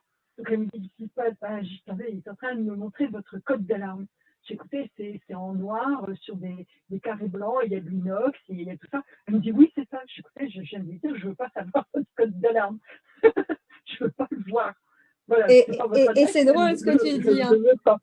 Parce que les gens vont se dire, oh là là, voilà. Donc elles peuvent tout voir. Alors, je ne vois pas forcément tout le temps comme ça, des choses très précises, sauf si l'animal me les montre très précisément pour une fonction précise. Je ne vais pas aller dans votre intimité, sauf qu'une fois, c'était un chat qui avait un problème de territoire et qui urinait tout le temps dans la chambre. Et puis, en fait, finalement, ce qu'il a voulu me montrer, c'est que cette jeune femme, elle avait un nouveau petit ami qui ne supportait pas et qui finalement allait le mettre sur le balcon quand il était présent, soi-disant parce qu'il était allergique. Et Chat disait, il n'est absolument pas allergique, il veut juste être tranquille pour. Et donc, je te laisse un petit peu imaginer la scène qu'il m'a montrée. Avec, voilà, quand ils étaient justement dans le lit, entre amoureux, voilà, bref, voilà. Et j'ai fait, non, tu arrêtes ça tout de suite, j'ai pas besoin de... J'ai dit, coupe-moi ces sensations visuelles. Et ben, moi, j'avais eu le cas comme ça en CA en direct en plus, donc avec un monsieur qui vient me faire son petit bulldog, tu vois, et puis le bulldog, il m'explique que c'est une famille où on fait beaucoup de crêpes. Donc, il y en a un qui fait les crêpes en faisant sauter les crêpes et l'autre en faisant tourner les crêpes. Et celui qui fait sauter, elles sont un peu plus cuites et elles sont meilleures. Et les autres, elles sont jamais assez cuites et ça colle aux dents quand on lui en donne un morceau. Donc le monsieur était, tu vois, écroulé brûlures et tout ça. Donc moi, au départ, je voyais que la poêle, tu vois, et tout ça. Puis là, donc, je voyais que le monsieur en train de tenir sa poêle et tout ça. Puis le chien se recule et je vois le truc. En fait, c'est deux messieurs homosexuels qui cuisinent nus. Et donc là, je me retourne. Ah non, hein. Je me retourne. Il me dit, qu'est-ce qui se passe? Il est en train d'écrire vos vêtements. C'est tout ce que j'ai trouvé à dire. J'ai fait ce que j'ai pu, tu vois. Et puis, de là, arrive le deuxième monsieur pour venir rechercher son compagnon et le chien. Et moi, j'étais là comme ça, parce qu'en fait, je vous ai vu dans la cuisine. Voilà. Voilà. Donc, et je trouve qu'il y a des j'ai déjà eu des papotages comme ça, des communications animales avec des petits bulldogs qui vraiment était sans gêne, tu sais. Et puis il y a ci, puis il y a ça, puis il y a ça. Ouais, ils ont le souci du détail. En plus, il y a certaines races aussi qui ont le souci du détail oui, comme ça. Aucune retenue et après, il faut qu'on se débrouille avec ça, quoi. Alors dire non, écoute là, non, voilà, que tu parles de ta vie, voilà, tout ça, mais t'as pas besoin de et puis il y a ça, puis il y a ça aussi, puis il y a ça, puis il y a ça. Tu n'arrêtes pas comme ça. Et donc les gens, oui, c'est ça, bah oui. Mais écoutez, puis il n'arrête pas. Tu vois. Mais en même temps, savoir un peu raison garder. Et là, on leur dit, hein, allez, on se retient un petit peu. Hein, il y a des choses que vous ne devez pas dire, vous n'avez pas à nous dire, voilà, qui sont de l'ordre de la famille. Oui, voilà, il y a là aussi, hein, les gens, moi, je filtre très peu souvent ou je demande très peu souvent le recentrage parce qu'ils savent pourquoi on vient. La plupart du temps, ils savent déjà pourquoi on se connecte à eux. Donc déjà, ça facilite les choses. Mais comme tu dis, il y a certains chiens ou animaux, même d'ailleurs certains poneys. Moi, c'était les ânes. Les ânes sont très dans la, comment dire, pas dans le mental, mais dans la compréhension du il y a eu ça et donc il se passe ça. Mais même dans la vie des gens, ils sont très observateurs. Et finalement, ils disent tiens, à telle heure, elle arrive, elle fait ça. Et je sais que on est le week-end et qu'elle ne travaille pas parce qu'elle vient à une autre heure. Et tu sais, c'est super drôle. C'est super drôle. Et puis, il y a d'autres animaux où, en fait, il faut le dire aussi, il y a des niveaux de conscience. Alors, j'aime pas dire il y a un problème d'équité. Alors, j'arrive pas à trouver le terme. Ouais, je vais quand même parler de niveau de conscience. Il y a des niveaux de conscience différents suivant les animaux et les races, ou même dans une race. Dans les chiens, il y a des chiens avec des intelligences, mais complètement folles. Et des chiens où, on sait qu'on ne va pas en rentrer beaucoup dedans parce que il y a eu peut-être de la consanguinité. Ça arrive très souvent. En fait, je repère très vite la consanguinité chez les animaux. Et il y a une sorte de tare intellectuelle qui fait que même cette notion, finalement, qui serait assez simple à comprendre, ce qu'est la communication animale, parce qu'ils n'ont pas de filtre, ils n'ont pas de cortex préfrontal avec le langage, ils n'ont pas. Et donc là, c'est un peu plus compliqué. J'ai déjà eu le cas sur 3 animaux différents où moi, je me disais, je comprends pas, il comprend pas, quoi. J'avais du mal à me dire que je pensais que c'était moi, tu vois. J'oriente mal ou je donne pas le bon champ lexical. Non, des fois, moi, j'ai déjà eu 3 fois, je sais pas toi, voilà, parce que je suis spécialisée en ça aussi, du coup, où il y a des animaux où alors finalement, ça me permet. Allez, j'ai pas parce que je te dis, j'ai une incarnation la nuit. Mais maintenant, effectivement, je perçois qu'il y a des. C'est comme chez les humains, qu'il y a des animaux avec quelque chose d'extrêmement pointu sur l'intelligence. Ah ouais, ils Voilà. Mais analysent tout. l'intelligence revêt certaines formes, tu vois. Par exemple, je peux avoir un chien de chasse qui est complètement dans sa chasse et il est extrêmement pointu sur ses techniques de chasse, ou par exemple un chat. C'est une forme d'intelligence, tu vois.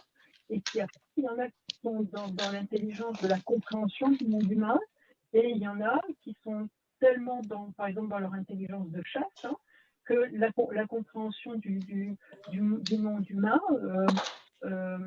et il y en a qui ont cette capacité intelligente aussi à pouvoir utiliser l'humain. Et je trouve ça Ouais, très ça c'est vrai. drôle aussi. J'ai déjà eu un chien de chasse et c'est pour ça que on m'appelait. Le chien de chasse, il disait, moi quand je vois un chasseur, l'important c'est d'aller chasser. Donc c'est bon quoi. Ok. Et les gens me disaient, bah écoutez, c'est pour ça qu'on vous contacte. Il n'a aucun attachement à nous. Ça arrive. Bah, l'important, écoutez, l'important c'est que vous alliez chasser avec nous. Ils me disent, bah oui, mais c'est pas toujours nous. Et s'il y a quelqu'un qui arrive à la maison habillé en chasseur, il faut qu'on fasse attention, il se barre avec. Ben oui, parce que c'est le seul truc qui m'intéresse vraiment. Donc à un moment donné, un chasseur, je peux faire ce que j'aime. Ouais, ok, je viens. Bah allez, j'y vais. Ok, j'y vais. Voilà. Donc, il y a cette capacité à utiliser l'humain pour faire quelque chose qu'on veut. Il y en a un qui vient, c'est ça que je fais. Attends, j'arrive. Voilà. Et donc, il se posait la question de l'attachement, mais je disais, il est plus attaché à sa mission, à ce qu'il aime faire, que la personne avec qui il le fait. Les liens vivants. Oui, oui. Tellement il est dedans. J'avais eu aussi un cheval de la garde républicaine, enfin, tu vois, les militaires en forêt, voilà, qui sillonnent la forêt. Et ce grand cheval, donc un superbe cheval noir, et il disait que lui, ah, Marie, où es-tu? Tu es partie, Marie? Ah, je Je suis là. croyais. J'ai des petits soucis de Wi-Fi. J'ai des petits soucis de Wi-Fi. Ça va. Ça risque de ressauter. J'ai éteint ton ordi et les 3 lampes. Hein. Quoi? Je vais rester allumée tout l'après-midi. Hein? Oui, bonjour. On vous entend? C'est bizarre. Oui, attends. Hop, voilà. Ouais, moi ça va. Si tu veux, c'est ce grand cheval disait qu'en fait, donc bien sûr, on leur mettait des cavaliers sur le dos et des cavaliers qui n'avaient pas forcément un bon niveau, tu sais.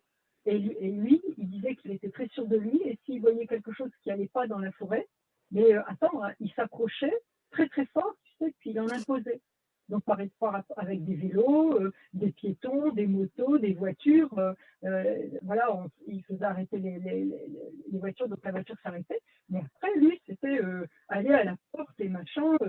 Allez, c'était y aller. Hein, et ça pouvait faire peur aux débutants, tu vois. Et donc, il disait qu'on ne le laissait pas impressionner et on ne le laissait pas être fier de ce qu'il est et impressionné dans son travail.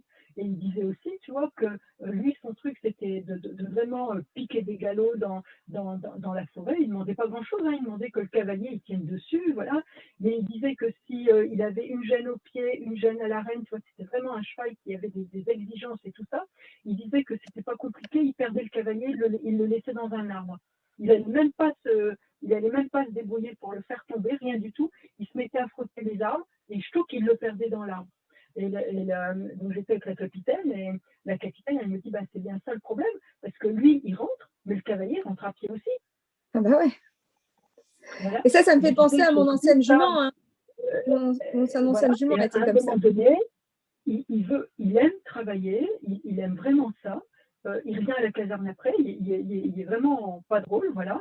Mais il ne faut pas lui mettre n'importe qui sur le dos. Donc elle disait, ouais, mais avec nos plannings et tout, ah, je dis oui, mais dans ce cas-là, soit ils comprennent, soit ils continuent de rentrer à pied. Parce qu'il est paumé dans l'arbre. Ouais, je comprends. Voilà. Donc on a des animaux qui ont la faire ce qu'ils aiment faire.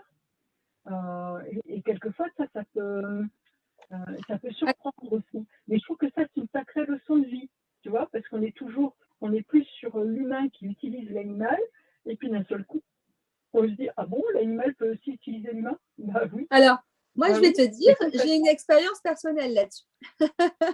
Alors, assez différente et en même temps similaire. Moi, j'avais une jument qui allait sur ses 10 ans et avec qui, depuis un an, c'était pas trop l'entente. Il y avait une sorte de scission et en communication animale, je le savais, elle voulait plus. C'était son choix. Il y avait plusieurs hicks à ça. C'est que moi, finalement, je suis pas propriétaire de mon terrain, donc je ne pouvais pas accéder à sa faveur comme ça d'un coup de baguette magique. Et donc, je pouvais pas lui dire oui tout de suite. Et à partir de ce moment précis, j'ai senti que finalement, il y avait une scission de plus en plus importante. Elle a essayé de me mettre à terre une fois. Puis elle a essayé encore une deuxième fois. Et la troisième fois, je suis vraiment tombée. Je me suis fracturé la vertèbre lombaire. Enfin bref, j'ai bien morflé. Et quand justement, après quelques jours, quoi, quand même, je me suis aperçue qu'en fait, elle me disait, je ne pensais pas l'humain si fragile. La seule phrase qu'elle a sortie, c'était ça. Et là, j'ai compris. J'ai dit, mais qu'est-ce que tu veux? Et elle m'a dit, tu sais très bien ce que je veux. Et c'est là que finalement, tout de l'amour quasi, je pense, incommensurable que je lui portais et que je lui porte encore, c'est que j'ai décidé de la vendre pour lui trouver le meilleur propriétaire possible qui pourrait être à même de pouvoir accéder à cette faveur. Alors moi, je ne vois plus personne, je ne sais pas si j'y suis. Je te vois plus. Je te vois, Lucille. OK. Et donc, je disais que il a fallu, enfin, je ne sais pas si les gens se rendent compte que j'ai vendu ma jument alors que je l'aimais. Pas parce que j'en avais eu peur, parce qu'elle m'avait foutu à terre, c'est que elle souhaitait ça et que je ne pouvais pas parce que ma colocataire de l'époque, elle ne voulait pas. Elle m'avait dit, ah non, si elle fait un poulet, je m'en vais. Et comme une bébête d'humaine, j'ai dit que j'ai trouvé ça plus important que ce confort. Elle me l'a fait comprendre autrement jusqu'à cette chute. Et il a fallu cette chute pour que je comprenne. Et je m'en suis pas voulu parce que je suis pas du genre à culpabiliser non plus, mais je me suis dit, bon, je l'ai compris pas forcément trop tard parce que là, au mois d'avril de cette année, j'ai reçu une petite photo avec justement ma jument, mon ancienne jument, qui a pouliné et qui est juste parfaite dans son rôle. Donc, tu vois, là, je rejoins avec cette idée d'amour incommensurable. Des fois, il faut comprendre qu'on n'est pas à même nous, on n'est pas en mesure d'offrir le bien-être que l'animal désire. Et quand on fait une CA, on doit se rendre compte que des fois, on ne va pas aimer les réponses. Quoi. Oui, ils ont des besoins, des attentes. Ils sont aussi tout ce que leur génétique leur a transmis. Voilà. Moi, je ne sais pas si toi, ça t'est déjà arrivé, mais moi, je travaille avec aussi des chiens qui sont loups. Ça veut dire que dans la génétique, il y a du loup. Ils ne sont pas nés chiens. Et donc, il y a quelque chose dans la peur, le stress, la fuite, l'incompréhension du monde humain, le fait de ne pas savoir jouer avec les congénères, le fait de vite hérisser les poils. C'est pas du jeu, c'est tout de suite sérieux avec les autres chiens dans la meute. Les autres chiens peuvent les attaquer, ils sentent que c'est pas un chien, qu'il y a quelque chose du loup. Et donc, bien sûr, alors, je peux travailler tout à fait avec des chiens japonais, hein, voilà, des Akita américains, mais aussi des archaïques ou des chiens loups. Ou des chiens tchèques et tout ça, bien sûr. Ouais. Bien sûr, c'est plus fréquent dans les archaïques, dans les Akita, dans les chiens comme ça, mais dans les chiens loups. Mais ça peut arriver vraiment dans toutes les races, hein, qu'un chien naisse ainsi. Et c'est aussi comment on lui apprend à être chien, comment on lui raconte l'histoire de s'aligner. Enfin, tu vois, je ne sais pas si toi, ça t'est déjà arrivé. Alors moi, ça m'est arrivé, mais pas d'un point de vue génétique. D'un point de vue énergétique. C'est-à-dire que finalement, ce chien était à la fois ici et en même temps sur une autre ligne de vie, simultanément.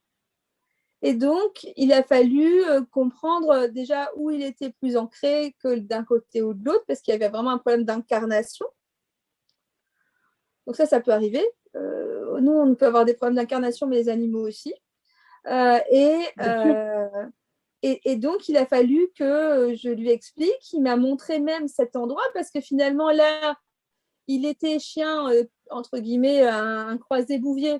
Et il avait un petit territoire où il y avait des enfants. Et puis finalement, elle me montrait, et c'était marrant parce que ça faisait quand même une schizophrénie en fait latente, parce que suivant tel moment de la journée, j'avais telle ou telle image.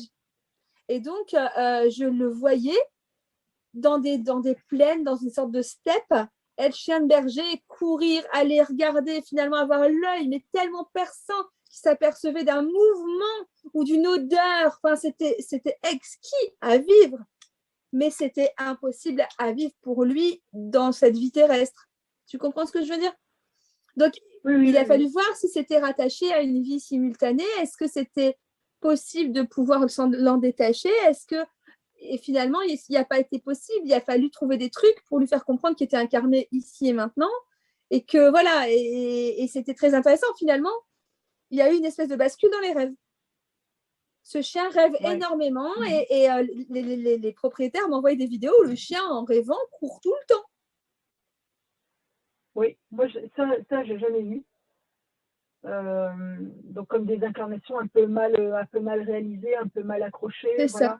J'ai des passages d'âme, bien entendu, j'ai des passages d'âme parce qu'ils sont prisonniers dans un espace-temps après de grosses peurs ou des choses comme ça, donc des passages d'âme pour les faire revenir. J'en ai encore eu un aujourd'hui d'ailleurs. Mais moi, j'ai des problématiques, plus ces problématiques ces mystères de la génétique où génération après génération, et hop, t'as un loup. Voilà. C'est fou, hein? Et sauf que là, il est chien. Et comment tu lui expliques qu'il est chien aussi, qu'il a son pourcentage de génétique chien, que ça peut lui apporter la sérénité, que voilà, que la domestication, voilà, il est là dans un corps domestiqué, et il vit une vie domestiquée, alors qu'il a tout ce mental là qui est dans la fuite, d'avoir peur de l'humain aussi, enfin, tous ces instincts de survie qui sont hyper développés, et tous ces clignotants qui disent « Ah, l'humain, non, pas l'humain, non, non, pas ça. » Ouais. Voilà. Et la vie ça arrive. est atroce, quoi, est atroce. Donc, j'en ai quand même pas mal qui m'arrivent, qui sont comme ça, ne serait-ce que parce que c'est quand même plus spécifique à certaines races. Et pour en avoir fait, si tu veux, après par le bouche à oreille, c'est comme si j'avais un marché du loup. Je ne sais pas comment expliquer ça. Ouais, je pense qu'après, il y a des groupes, tu sais, il y a des groupes Facebook qui se parlent entre eux, et voilà. Oui. Et j'aime beaucoup faire ce travail-là, ce travail de s'approprier sa destinée. J'aime beaucoup ce travail J'aime beaucoup ça. s'approprier sa destinée, son chemin de vie, et du coup, se retrouver aligné, être capable de ressentir de l'amour incommensurable, sortir de la peur, comprendre ce qu'on fait là. Tu vois, parce qu'on dit depuis tout à l'heure qu'ils sont dans l'amour incommensurable. Là, dans le cas du loup, il est dans l'amour incommensurable pour les loups, pour le sauvage, mais pour le coup, il n'arrive pas à déclencher de l'amour incommensurable dans la vie qu'il vit. Dans la vie. Bah ouais. Donc, c'est aussi les accompagner qui est assez logique. pour vivre dans la vie. Voilà. Pour s'approprier la vie du ici et maintenant, l'incarnation, qu'elle nous plaise ou pas, c'est pas là le propos, pour pouvoir entrer dans l'amour incommensurable. Il y a d'abord, avant cet amour incommensurable, une acceptation de la condition. Et c'est peut-être un des affres humains, tu vois. le fait que l'humain ne se contente jamais de sa condition, il y a quelque chose de jamais satisfait. Je ne vais pas généraliser, mais il y a quand même des problématiques là de non-acceptation de la condition. Donc, du coup, on ne peut pas être dans l'amour incommensurable. Et moi, les animaux où il n'y a pas d'amour incommensurable, où il n'y en avait pas, où il y a eu ce travail-là à faire, eh bien, c'est tout simplement l'incompréhension de la situation. Donc, le fait de ne pas pouvoir s'approprier la situation. Donc, du coup, comme on ne s'approprie pas, on ne peut pas l'accepter. C'est ça. On ne la reconnaît pas. C'est pas qu'on a un déni, c'est on ne la comprend pas. Donc, la comprendre, du coup, on l'accepte. Voilà. Et du coup, en l'acceptant, là, on peut rentrer dans cette phase d'amour incommensurable. C'est ça. Tu vois, Et je vais même te dire, pour l'amour incommensurable. je vais même te dire qu'il y a des animaux, c'est plutôt pas du tout la prise de conscience, c'est le ressenti. Ils n'ont pas de ressenti, il y a un manque de ressenti de l'amour, alors qu'en fait, ils n'ont que de ressenti de non-amour. Ils ont basé aussi, il faut le dire aussi, certains animaux ont quand même des croyances, et certains animaux, de par leur vie, ont carrément inversé le système. Et finalement, se basent, entre guillemets, sur des ressentis non-amour pour dire, mais si, j'aime et je suis. Toi, je suis. Et quand tu poses la question, tu sens en fait qu'il y a quand même une inversion de certaines valeurs. Et il y a certains animaux, notamment des chiens. Moi, j'ai eu ce cas-là où j'essayais de lui faire ressentir ce que c'était. Enfin, tu sais, quand on est l'amour, regarde ce que c'est d'être l'amour, ou d'être amour d'ailleurs. Et finalement, elle me disait, je ressens pas, je vois pas. Tu vois, et là, finalement, c'est là où des choses complètement incongrues peuvent arriver. Moi, j'ai eu des chiennes qui bouffaient leurs chiots, quoi. Oui, après, c'est aussi des systèmes de la nature. C'est aussi, voilà, la nature est aussi dure et est aussi cruelle. Il n'y a pas, il faut pas non plus, comment dire, encenser, idolâtrer. Voilà, la nature est dure et cruelle également parce qu'il y a une appartenance au cycle et il faut à tout prix que ce cycle de naissance, vie, mort soit respecté. C'est ça. Donc automatiquement, il y a des acteurs de vie, des acteurs de naissance et des acteurs de mort. Des acteurs de mort, bien sûr. Quelquefois, ça peut être le même qui fait les trois, mais donc il y a ce qu'on pourrait appeler quelque chose de cruel, mais en même temps, c'est quelque chose de l'appartenance au cycle. Voilà, donc je trouve que ça, c'est important aussi. J'ai jamais eu le cas de dire je sais pas où tout ça, c'est pas trop comme ça que ça se passe. J'ai des animaux qui ont, si tu veux, qui peuvent avoir de tels blocages, avoir eu de telles maltraitances ou de tels manques avec des sevrages non faits que le moteur n'a pas été mis en route.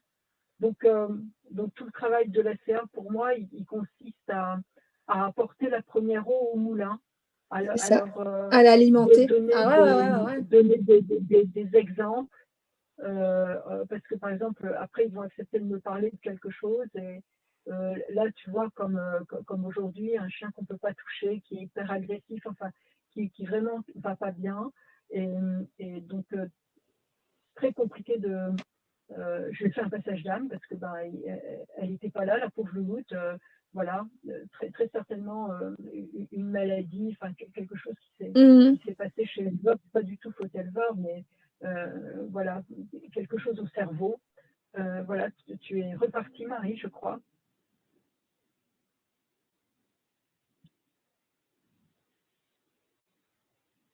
Ah, Marie est repartie, mais bon, on va la faire revenir. Et ce que je voulais dire par rapport à cette chaîne, c'est que c'est remettre en route, et il s'avère que cette louloute, elle accepte qu'un chat vienne près d'elle et se frotte à elle. Et ça, déjà, c'est accepter de l'amour.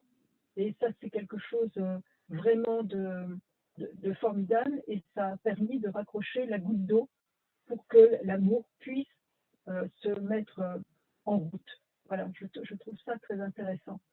Ça veut dire qu'on peut se raccrocher à des petits éléments, à des petits événements, et automatiquement, une petite pierre et réenclencher et montrer à l'animal que même si ça, il n'appelle pas de l'amour, cette tolérance, et que le chat vient lui donner et que lui, il accepte ce frottis par le chat, et bien que là, il y a eu une relation, il se passe quelque chose, et que il est sur la bonne voie de l'amour. Je trouve ça vraiment très intéressant. Alors, je ne sais pas si nous avons perdu définitivement Marie, voilà. Hop, voilà. Allô, allô, je suis là. Voilà, Alors, contente de te retrouver. Voilà, ouais, alors ça ne sera pas super. très longtemps parce que j'ai plus de Wi-Fi.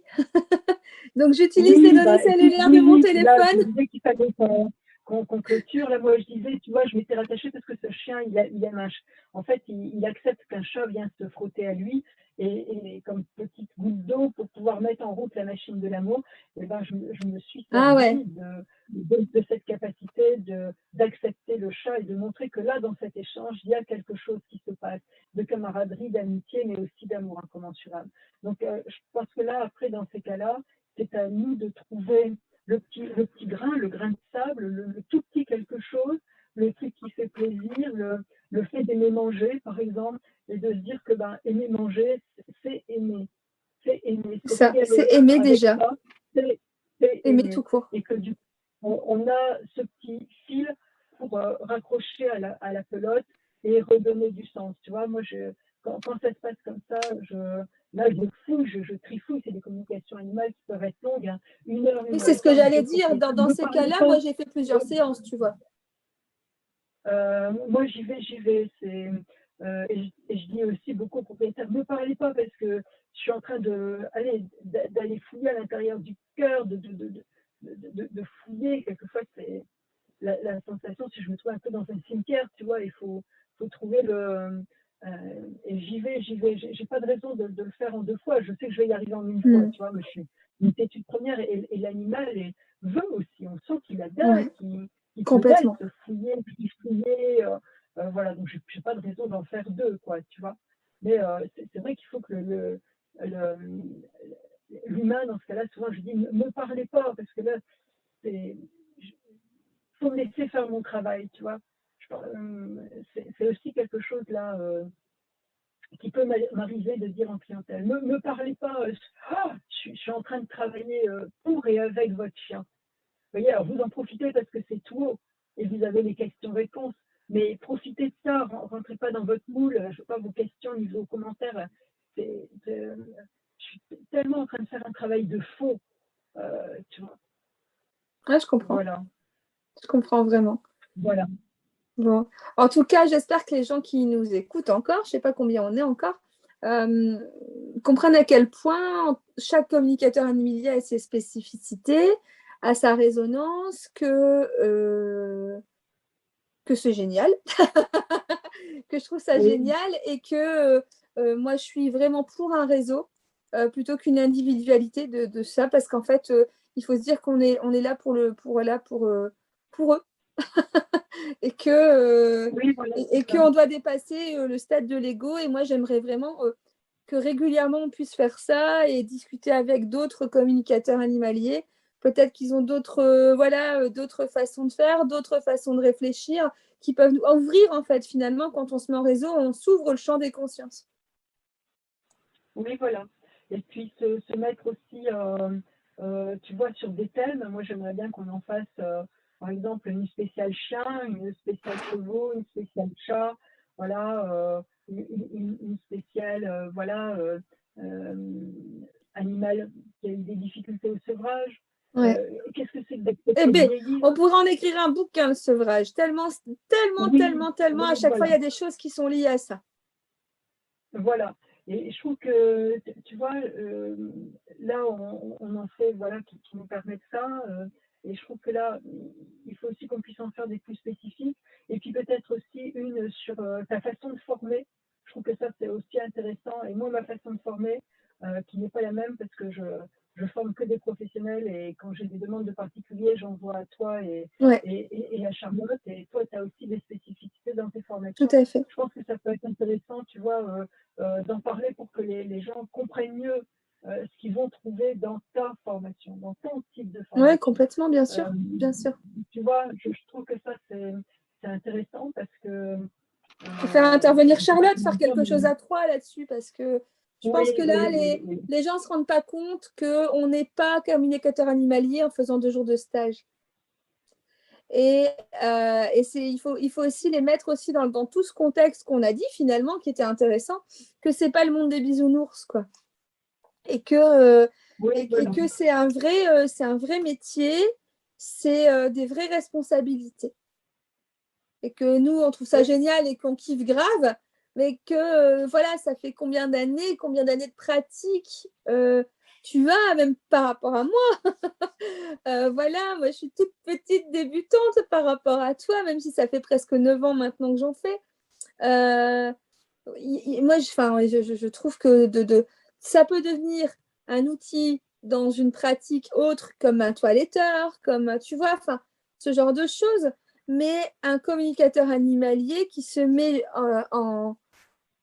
il commence à y avoir besoin d'une grille, pas de notification, mais il faut comprendre que c'est un métier qui s'acquiert aussi par l'usage, par faire ses gammes, quoi. Il y a des gammes à faire. Enfin, je peux pas dire autrement. On est comme un musicien. Enfin, je veux dire, on doit restituer note par note ce qu'a écrit le compositeur. Enfin, c'est... Oui, puis il y a des gros enjeux. Hein. Je pense qu'il faut quand même être au clair. On ne peut pas passer à côté d'une urgence. Hein. Ouais. Moi, cette semaine, là, j'ai encore envoyé un chat en urgence et encore heureux parce que voilà, la situation encore aujourd'hui, elle se délite et tout ça. Et comme quoi, il faut qu'au moment où on fait la CA, pouvoir dire là, allez, vous appelez au vétérinaire à 14h, quoi. C'est à 11h, vétérinaire à 14h. Vous pensez, ah oui. Voilà. Ouais, moi, ça m'est déjà arrivé de dire il faut appeler le vétérinaire et je suis désolée, votre cheval, il a des ulcères, quoi. C'est une horreur, mais c'était une catastrophe. Et puis finalement, lui dire, bah voilà, il faudrait mettre ça en place. Et puis, bah là, la personne, elle sait très bien que là, je lui réponds même plus. Elle cherche des CA encore, je réponds même pas. Je dis même pas, j'ai pas envie ou là, je perds même pas mon énergie. Je dis qu'à un moment donné, en fait, on a décidé, on a dit, oui, il faut mettre en place tel ou tel outil vétérinaire, etc. Il y a des vétérinaires spécialisés là-dedans, il faut aller voir telle personne. Ah ouais, ça va coûter de l'argent, ça va coûter du temps. Et qu'on fasse oui, qu'on pleure. Et souvent, là, c'était en présentiel. Et puis finalement, j'apprends quelques semaines après, parce que je demande toujours des nouvelles. Bah non, il n'y a rien qui a été fait. Bah finalement, elle m'a dit, bah non, finalement, en troupeau, il voulait absolument aller en troupeau, son cheval. Et puis finalement, elle ne l'a pas fait. Bah, je l'ai mis en paddock. Bah, qu'est-ce que ça a à voir? Tu t'es dédouané du truc parce que tu l'as mis en paddock. Oui, non, mais là-dessus, tu as raison. On a des humains qui sont pas acteurs. Mais notre rôle, quand même, c'est de, quand on a vraiment une urgence vitale, nous avons un enjeu de détecter une urgence vitale. Et je pense que ça, on ne le dit jamais assez. Et pour moi, c'est le principal enjeu de la communication animale. Quand je commence une communication animale, première chose, c'est je regarde si je ne suis pas en urgence vitale. Enfin, je vais le sentir tout de suite. Si le chien me dit qu'il va bien. Oui, moi, j'ai une sorte de jauge de taux de vitalité, tu vois. Enfin, il y a un petit truc qui se réveille en moi où je demande tout de suite. Ouais. Ouais. Et voilà, et je trouve que ça, c'est hyper important. C'est peut-être pas suffisamment dit ou fait ou su. Et si on passe à côté de ça, il y a quand même une sacrée responsabilité de ne pas l'avoir vu.